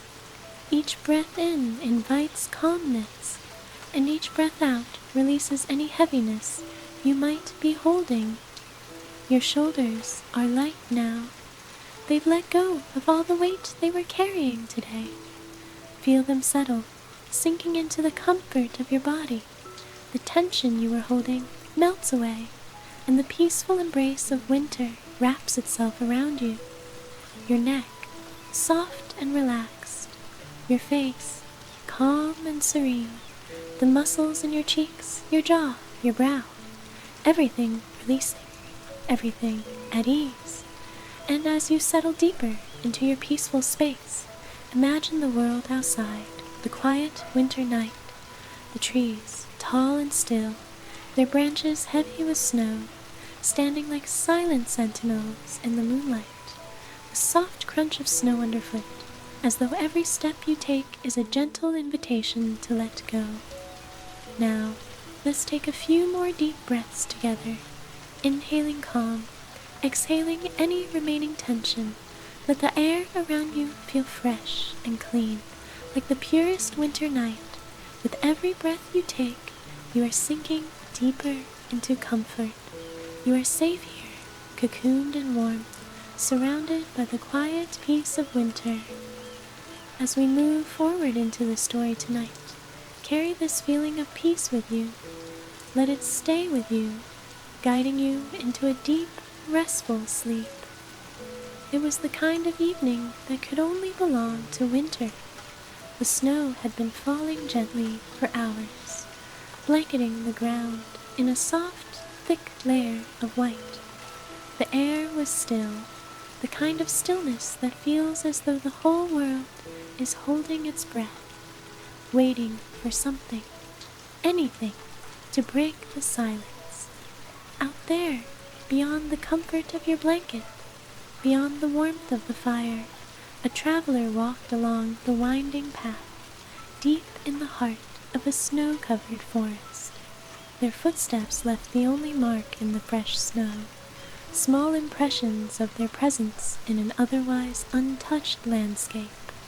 This traveler had been on the road for hours, their destination still far off, but the promise of warmth kept them going. Every step was a step closer to comfort, to a place of peace and rest. They were familiar with the winter roads, the quiet beauty of the world when it was covered in snow. But tonight, it felt different. Tonight, there was something magical about the quiet, as though the night itself was calling them home. The wind whispered through the trees, a gentle reminder of how small and fragile we all are in the face of such beauty. The traveler adjusted their scarf and pulled their coat tighter around them, their breath coming out in little clouds of mist. It wasn't cold enough to bite, but it was enough to make you long for warmth. As they continued on, a small cottage came into view, nestled between the trees like a secret tucked away in the woods. The lights were warm and inviting, glowing softly from the windows. As they continued on, a small cottage came into view, nestled between the trees like a secret tucked away in the woods. The lights were warm and inviting, glowing softly from the windows. The traveler's heart fluttered. They had not expected to find shelter this far from the main road. The cabin seemed to appear out of nowhere, its warmth like a beacon in the vast, icy wilderness. They approached, eager for respite, but also cautious. With a quiet sigh of relief, the traveler knocked lightly on the door, the sound of their knuckles against the wood, strangely loud in the stillness of the night. The door creaked open slowly, revealing a figure standing in the warm glow of the firelight inside. A person, kind eyes shining in the soft, flickering light of the hearth, looked out at the traveler with an expression of quiet welcome. "Are you lost?" the figure asked, their voice soft, warm, and gentle. The traveler's heart softened, and they felt a quiet sense of belonging in the presence of this stranger. "Not lost," they replied, "just weary." The stranger smiled, the kind of smile that made you feel like everything would be all right. "Come in, you've found a safe place tonight." And just like that, the door swung open wider, inviting the traveler into the warmth of the cottage, a sanctuary of light, fire, and comfort in the heart of the snowy world.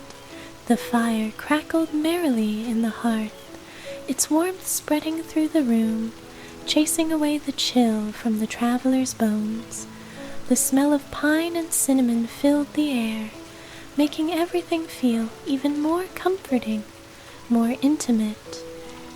The traveler sank into a chair near the fire, letting the heat of the flames soothe their tired muscles. They hadn't realized how cold they had been until that moment, when the warmth wrapped itself around them like a long-lost embrace. "Thank you," the traveler said softly, looking up at the stranger. "I didn't expect to find anyone here." The stranger smiled again, and there was something in their gaze that made the traveler's heart beat just a little faster, though they couldn't quite understand why. "There are always people out here," the stranger said, settling down in a chair across from the traveler. "Sometimes it just takes a little patience to find them." And with those words, the quiet winter night continued to unfold around them. The crackle of the fire and the soft falling snow outside, creating a cocoon of warmth and stillness. The traveler sat, feeling an unexpected peace settle over them, the weight of the road forgotten for the moment.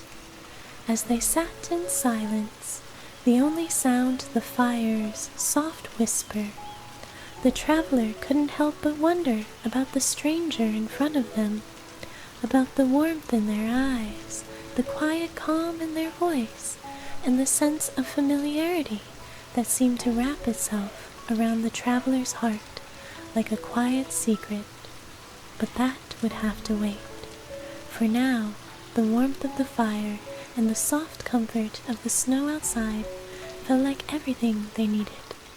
And outside, the snow continued to fall, soft as a whisper, blanketing the world in quiet peace. The fire crackles softly in the hearth, sending dancing shadows across the walls of the small cabin. The warmth wrapped around the traveler like an old familiar embrace, and for a moment they forgot about the long, cold journey that had brought them here. Instead, they allowed themselves to sink deeper into the comfort of the chair, feeling the heat seep into their bones, easing the tension from their weary muscles. The stranger sat across from them, their kind eyes never leaving the traveler's face.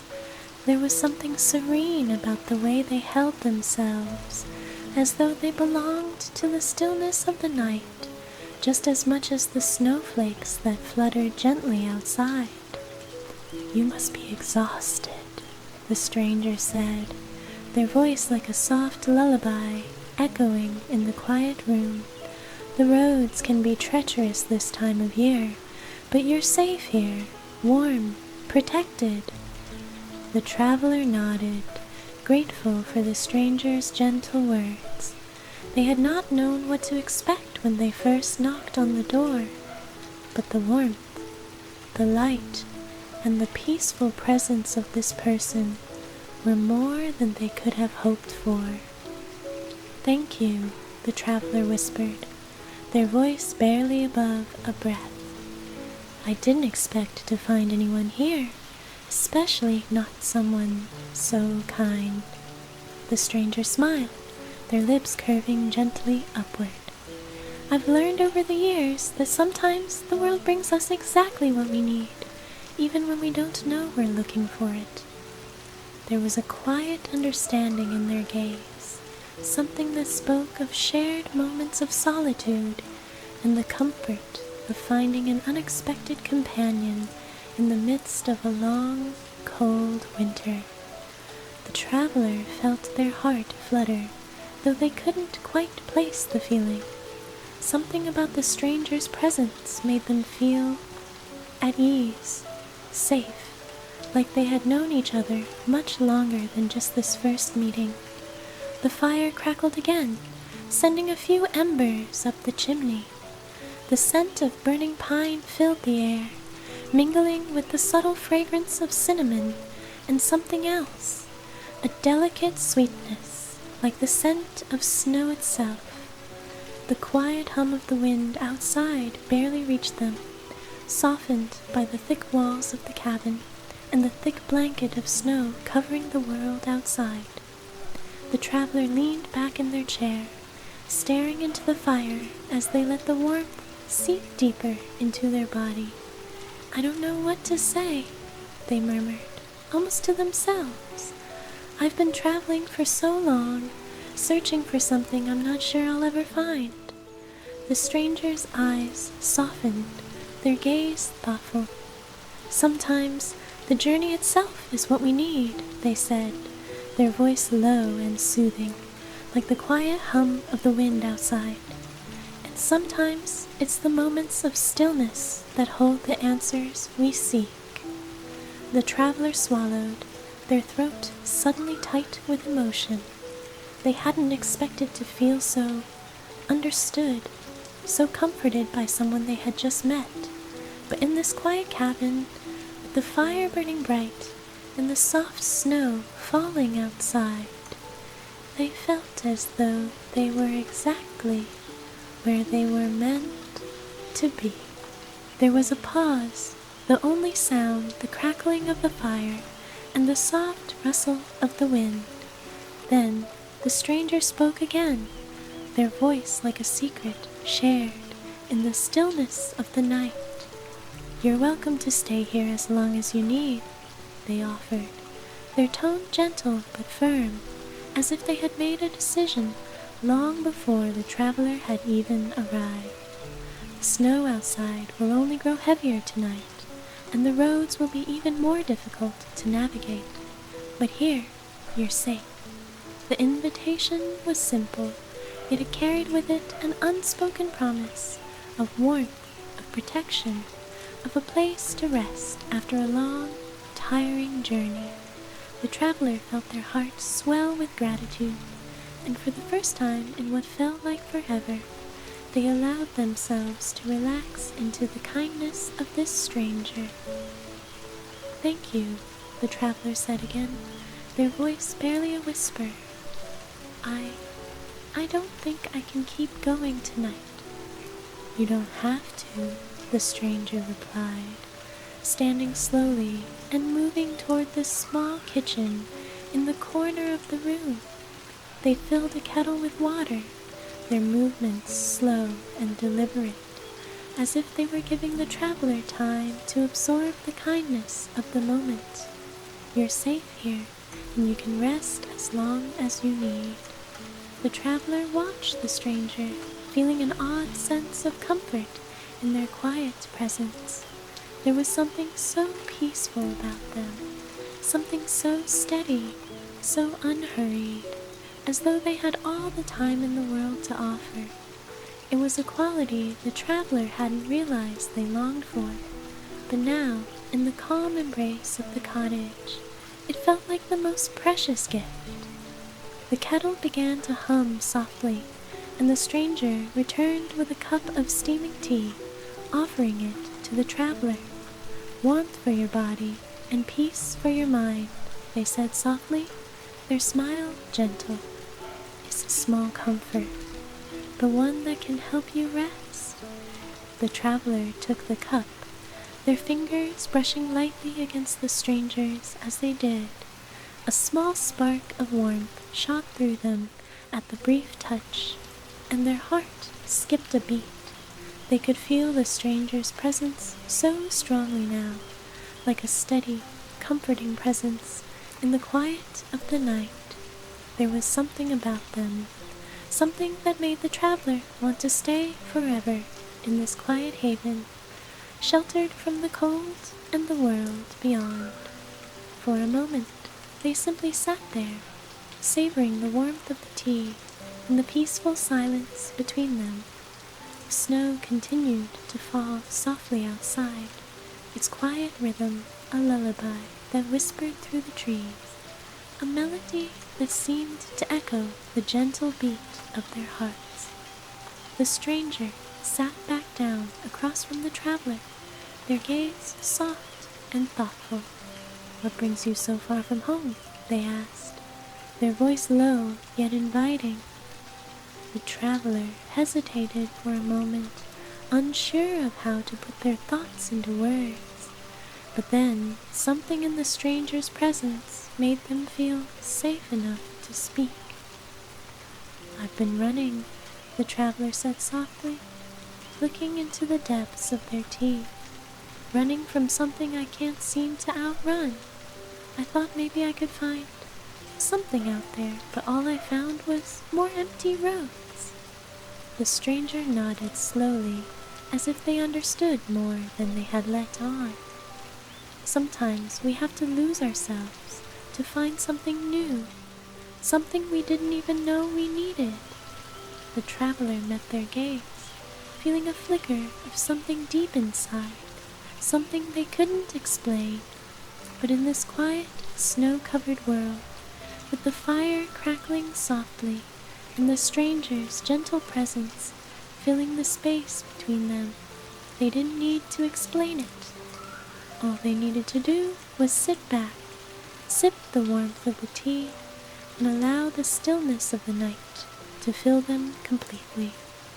The fire crackled in the hearth, sending a soft, golden glow across the small cabin.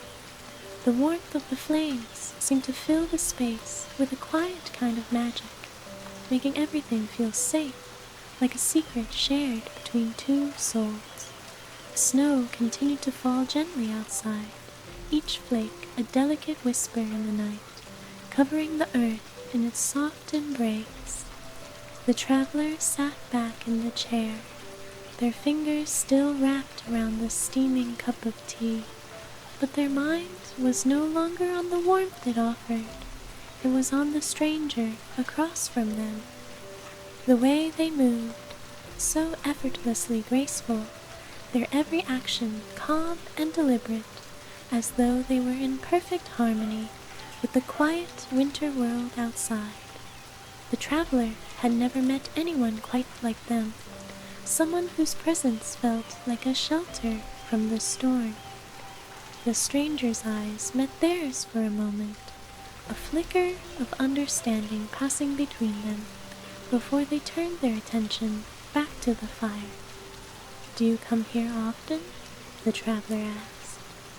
Their voice soft, almost hesitant. The question seemed to hang in the air between them, a delicate thread connecting the two. The traveler felt their chest tighten, a warmth blooming in their heart at the stranger's words. There was something so deeply comforting in the way they spoke, a quiet certainty that made the traveler feel like everything was exactly as it was meant to be. "I wasn't sure what I was looking for," the traveler admitted, their gaze drifting to the flames. The firelight danced across their face, casting flickering shadows on their features. "But now that I'm here, I feel like I'm exactly where I'm supposed to be." The stranger's gaze softened, their eyes holding something deeper, something unspoken, but the kind of understanding that only comes when two people find themselves in the same space, in the same moment, sharing a stillness that the world outside could never offer. The silence between them was not uncomfortable. It was a shared quiet, filled with 1,000 unspoken words, the sound of the wind outside, the gentle crackling of the fire, the faint rustling of the trees as the snow fell in soft layers. It all wove together, creating a cocoon of peace around them. The stranger stood slowly, moving to the window and drawing back the curtain just slightly. The snow was falling heavier now, the world outside wrapped in a thick, silent blanket of white. "It's beautiful out there," they said softly, their voice barely above a whisper. "The snow has a way of making everything feel new, as if the world has been reborn, washed clean by the winter night." The traveler moved to stand beside them, drawn to the quiet beauty of the scene outside. Through the window, the landscape was a dream. Endless stretches of snow under a sky so dark seemed to be holding its breath. The moon, pale and distant, cast its glow over the world, the light shimmering off the snow like tiny diamonds. The trees stood tall and silent, their branches heavy with snow, bending ever so slightly under its weight.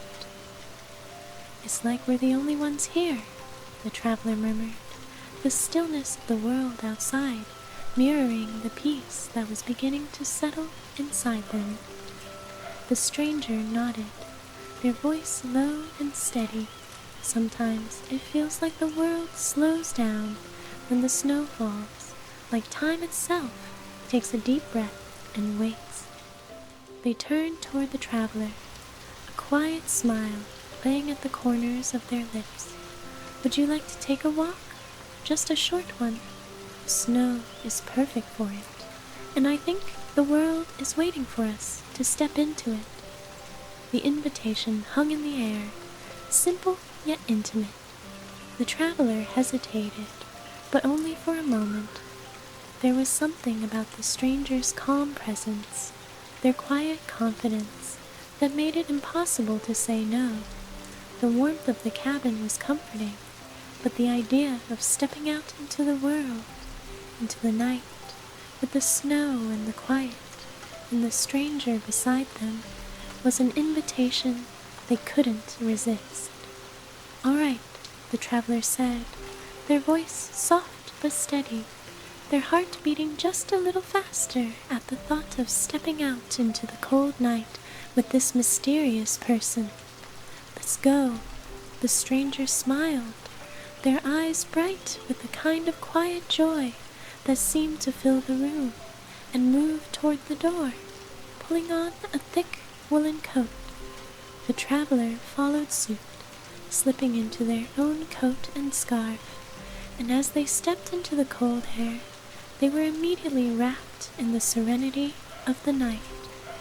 The air was crisp and fresh, the kind of cold that stings just a little on the skin, but it wasn't unwelcoming. It was invigorating, like the world was waking up around them.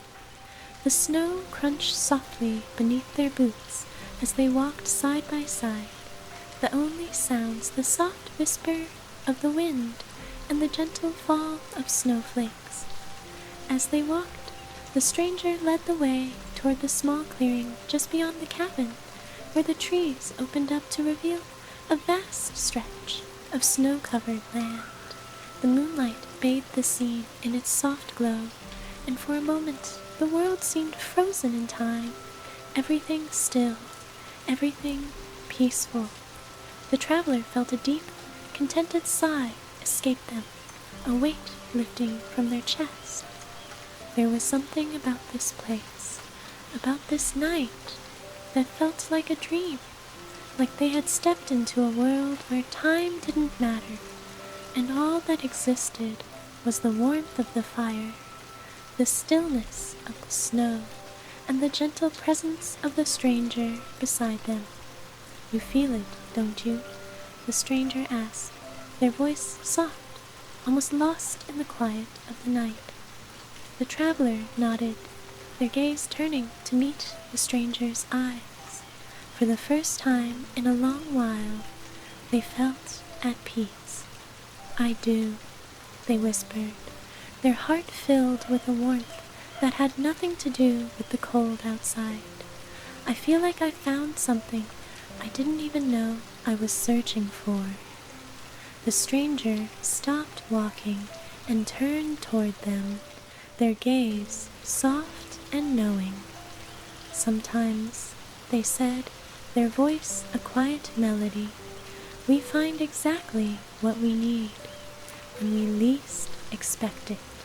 The traveler's heart beat faster, not from fear, but from something else, something deeper, more emotional. They felt a pull, a connection, something that made the world around them fade, leaving only the stranger, the snow, and the quiet, infinite beauty of the moment.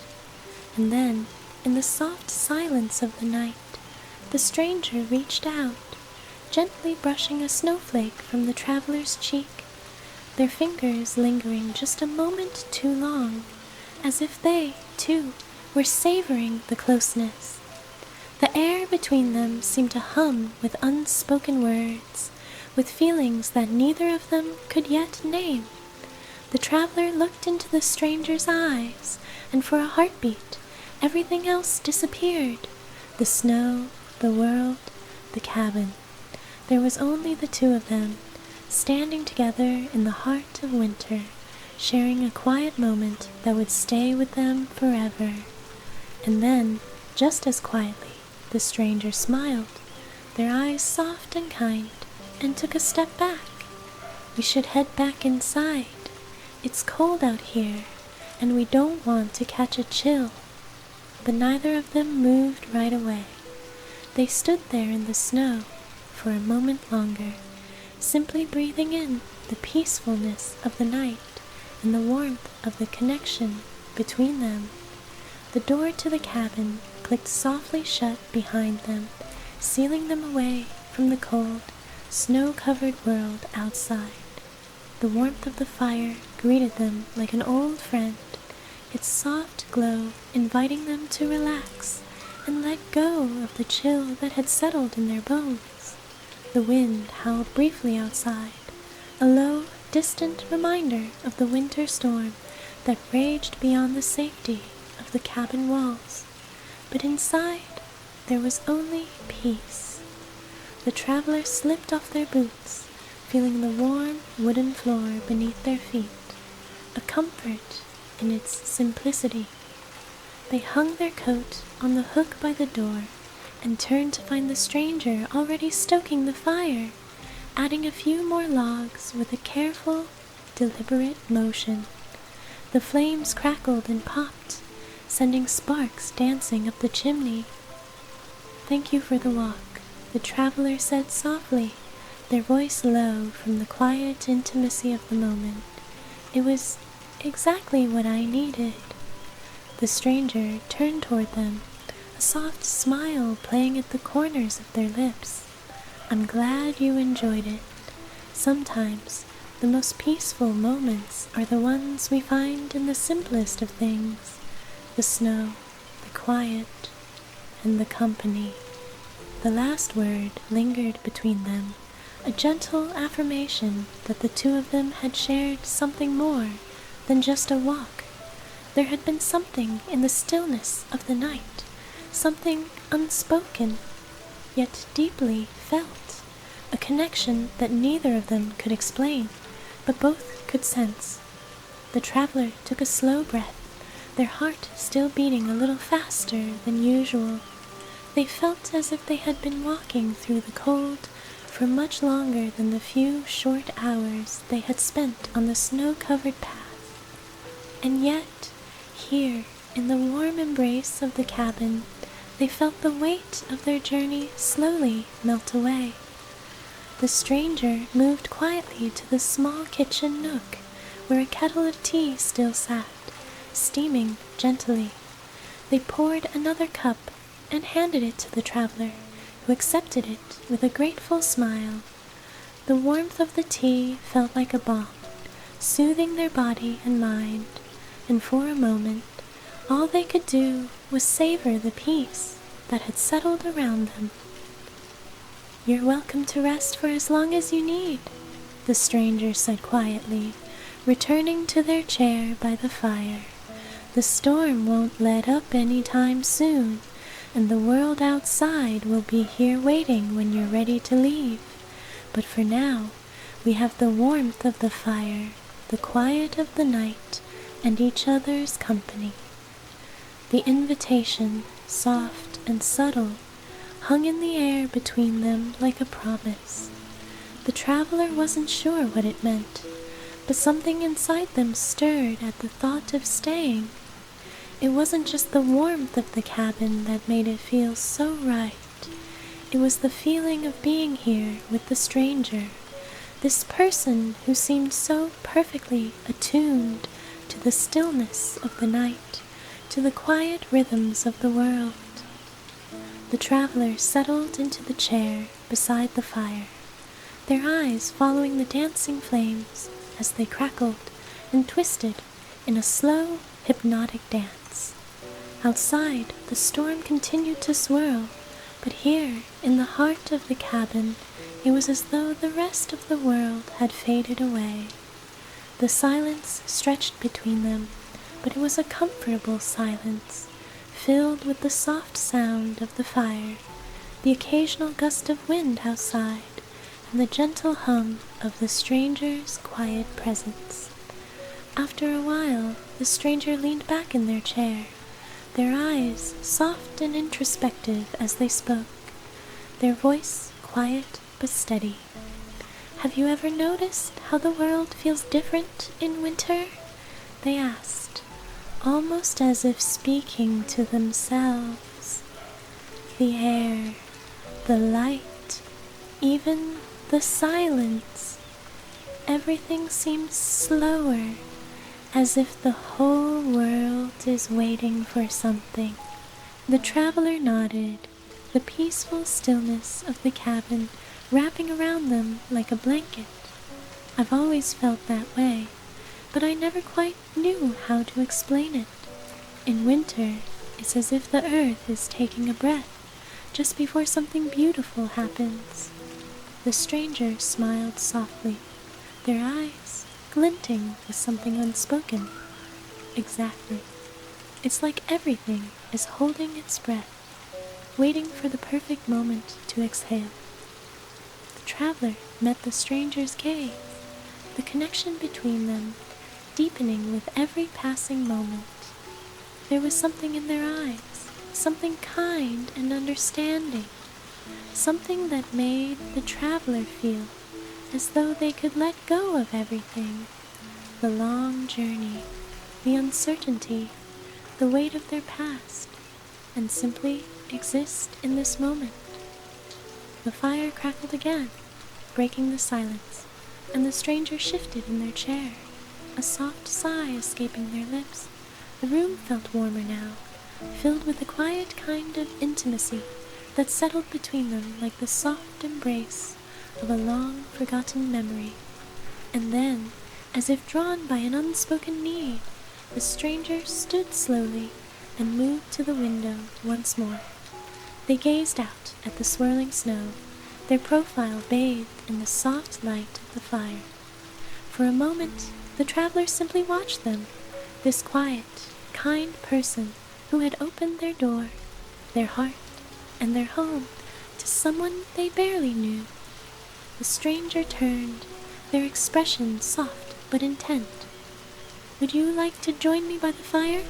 they asked, their voice warm but somehow shy. "It's much cozier here, after all." The traveler didn't answer right away. They felt the weight of the moment, the way the night seemed to hold its breath with them. Then slowly they nodded. "Yes," they whispered, "I think I would like that." They stood, moving toward the fire, the warmth radiating from it, pulling them closer. The stranger made room beside them, and the traveler settled down on the rug, close enough to feel the warmth of their body, but not quite touching. Yet there was a closeness between them, a shared space that felt as if it had always been meant to exist. The fire crackled and popped, sending small sparks floating up the chimney. The wind howled faintly outside, but within the walls of the cabin there was nothing but quiet warmth. The air was thick with the scent of pine and cinnamon, mingling with the lingering traces of the stranger's tea. It felt like the world outside didn't matter anymore. All that mattered was this small, sacred moment, the fire, the snow, the stillness, and the quiet connection between two souls. For a long time, neither of them spoke. The traveler felt the rhythm of their own breathing, slow and steady, matching the quiet pulse of the night. The stranger sat beside them, their presence warm and constant, like a gentle heartbeat in the stillness of the room. And in that peaceful, intimate quiet, the traveler felt their heart soften. They didn't know what the future would bring, or how long they would stay in this cabin, in this moment. But for now, in this snow-covered world, with the fire crackling beside them, and the stranger's soft gaze on their face, they felt at peace. They had found a place of belonging, even if it was only for tonight. The soft glow of the fire bathed the cabin in its golden light, the dancing flames casting gentle shadows on the walls. Outside, the wind howled, but within the warmth of the cabin, everything felt as though it had come to a standstill. There was a kind of magic in the air, a quiet beauty that seemed to hold its breath, as if the world outside had melted away, leaving only the two of them, two people, quietly connected, sharing this peaceful moment. The travelers sat close to the fire, their legs stretched out on the soft rug, their head resting against the arm of the chair. They could feel the warmth of the flames on their skin, wrapping them in a gentle embrace. Beside them, the stranger remained, not quite touching, but close enough to feel the other's presence, their steady breathing a reminder that they were not alone. The soft ticking of a clock in the corner of the room was the only sound, besides the crackling of the fire, and the occasional gust of wind outside. But it wasn't a lonely quiet. It was a comfort, a peace that seemed to settle deep into the traveler's bones, inviting them to let go of the world beyond the cabin walls. The stranger's gaze lingered on the fire for a moment longer, their expression thoughtful, as if lost in the same quiet wonder that filled the room. Then, slowly, they turned their head to the traveler. "You know," they said softly, their voice carrying the warmth of the fire, "winter has a way of bringing things to the surface." The traveler looked at them, intrigued by the quiet depth in their voice. "What do you mean?" they asked gently, their tone as soft as the falling snow outside. The stranger smiled, a faint, knowing smile that tugged at the corners of their lips. The cold, the silence, they make you think, they make you feel things you might not have noticed before, and sometimes the stillness allows you to hear the quiet things inside your heart. The traveler nodded, their eyes meeting the stranger's with an understanding that felt both new and familiar. They had felt it too, the way the world seemed to slow down in winter, how the cold somehow brought them closer to their own thoughts, their own heart.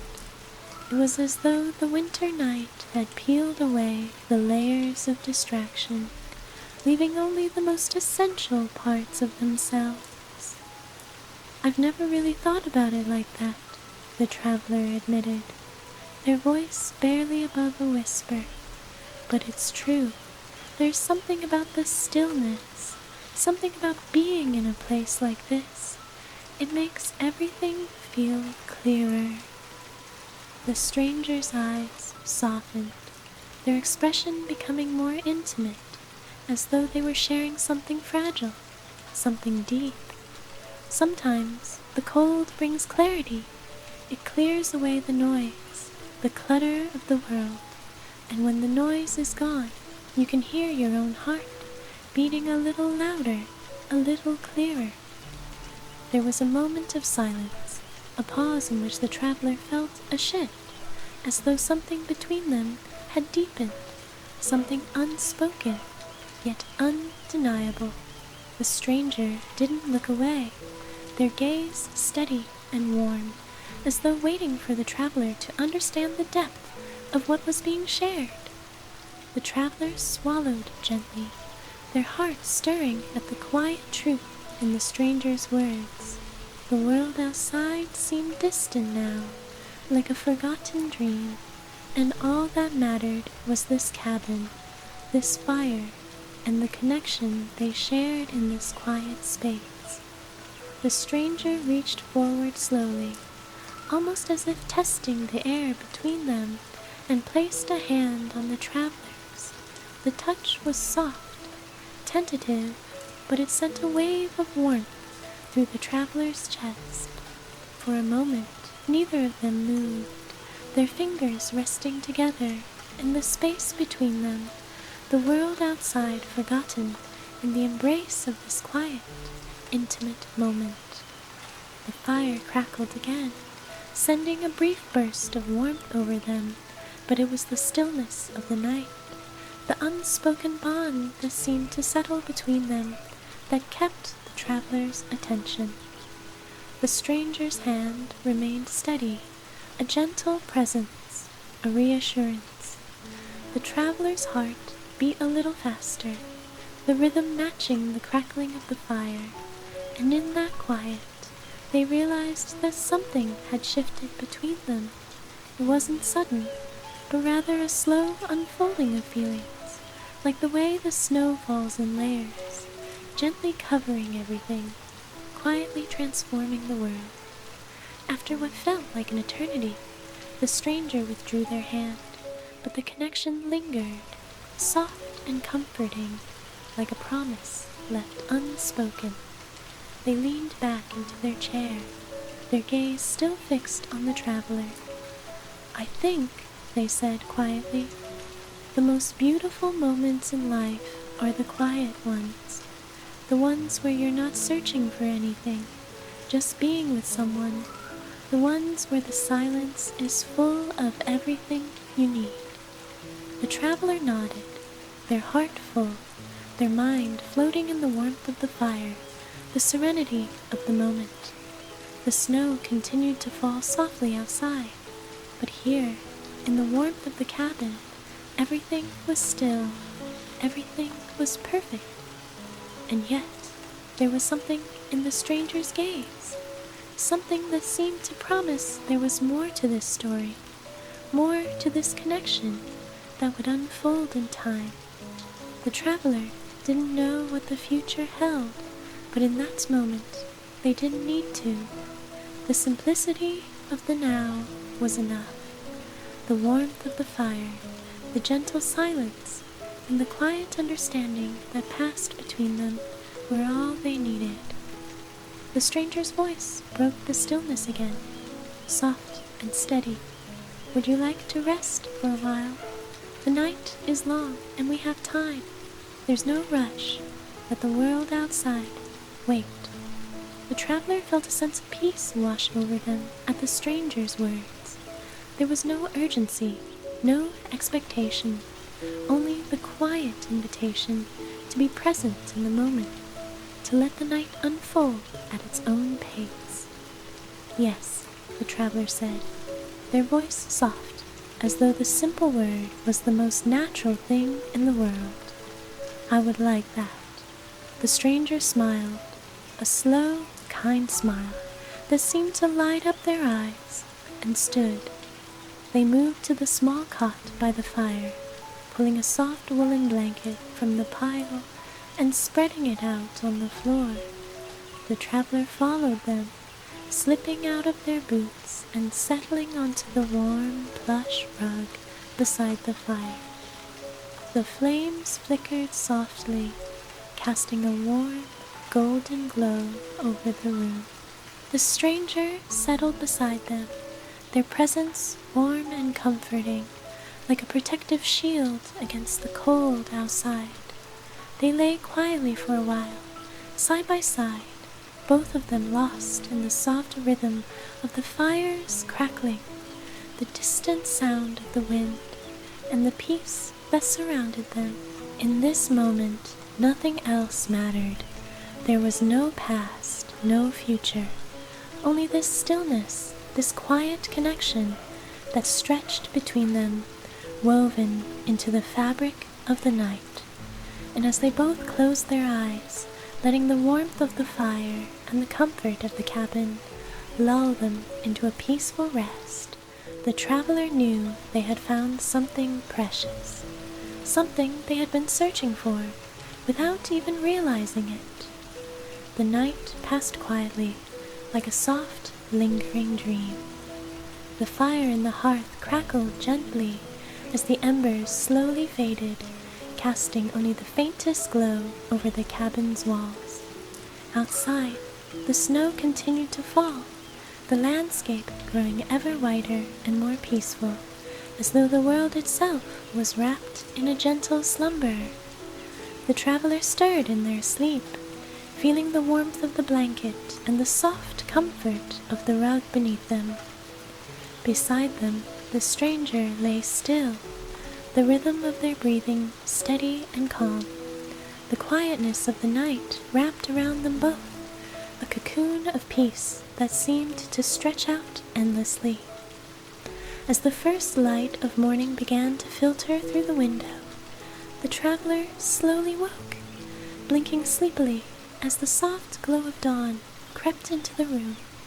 The cabin, though still dark and warm, seemed different now, filled with a quiet kind of magic, as if the night had transformed the space into something more intimate, more alive. The stranger had already risen, standing by the window and gazing out at the blanket of snow that covered everything in sight. Their silhouette, bathed in the early light, was peaceful and still, and the traveler couldn't help but watch them for a moment, mesmerized by the calm serenity they exuded. Finally, the stranger turned, sensing the traveler's gaze. Their eyes met, and for a moment nothing else existed but that shared look. Then softly the stranger spoke. "The snow is so beautiful this morning," they said, their voice gentle and full of quiet wonder. "It feels as though the world has been born anew, as if the earth has had its own quiet rebirth overnight." The traveler nodded, slowly pushing themselves up into a seated position. "It does feel like that. Everything is so still, so untouched." The stranger smiled softly, the warmth in their eyes making the traveler's heart flutter just a little. "There's something about snow, isn't there? It makes everything feel fresh, pure. It's like it's covering the world in a layer of softness, a soft blanket for the earth." The traveler couldn't help but smile in return, the simplicity of the moment filling them with a quiet, contented happiness. They stood slowly, stretching their stiff limbs as they made their way to join the stranger by the window. Together, they looked out at the snow-covered landscape, the world outside feeling vast and unspoiled. The trees, heavy with snow, stood tall and silent, their branches reaching up toward the sky. The ground, untouched, lay in a perfect, undisturbed blanket of white. "It's so peaceful," the traveler murmured, their voice barely above a whisper. "It feels like nothing could ever disrupt this quiet." The stranger nodded, their gaze still fixed on the snow. "Sometimes it's the quietest moments that hold the most beauty," they said, their voice soft and thoughtful. "When everything is still, when the world pauses for just a moment, that's when you can truly appreciate the small things, the way the snow falls, the sound of your breath, the warmth of another person beside you." The words hung in the air between them, gentle but full of meaning, as though each sentence had been carefully chosen to convey something deeper, something more profound than the surface of the conversation. The traveler felt their heart beat a little faster at the quiet intimacy of the moment, their chests tightening with a soft warmth that spread outward, filling them from the inside. The stranger's gaze shifted to meet theirs, their eyes filled with an emotion that was difficult to describe, something tender, something that hinted at a deeper connection.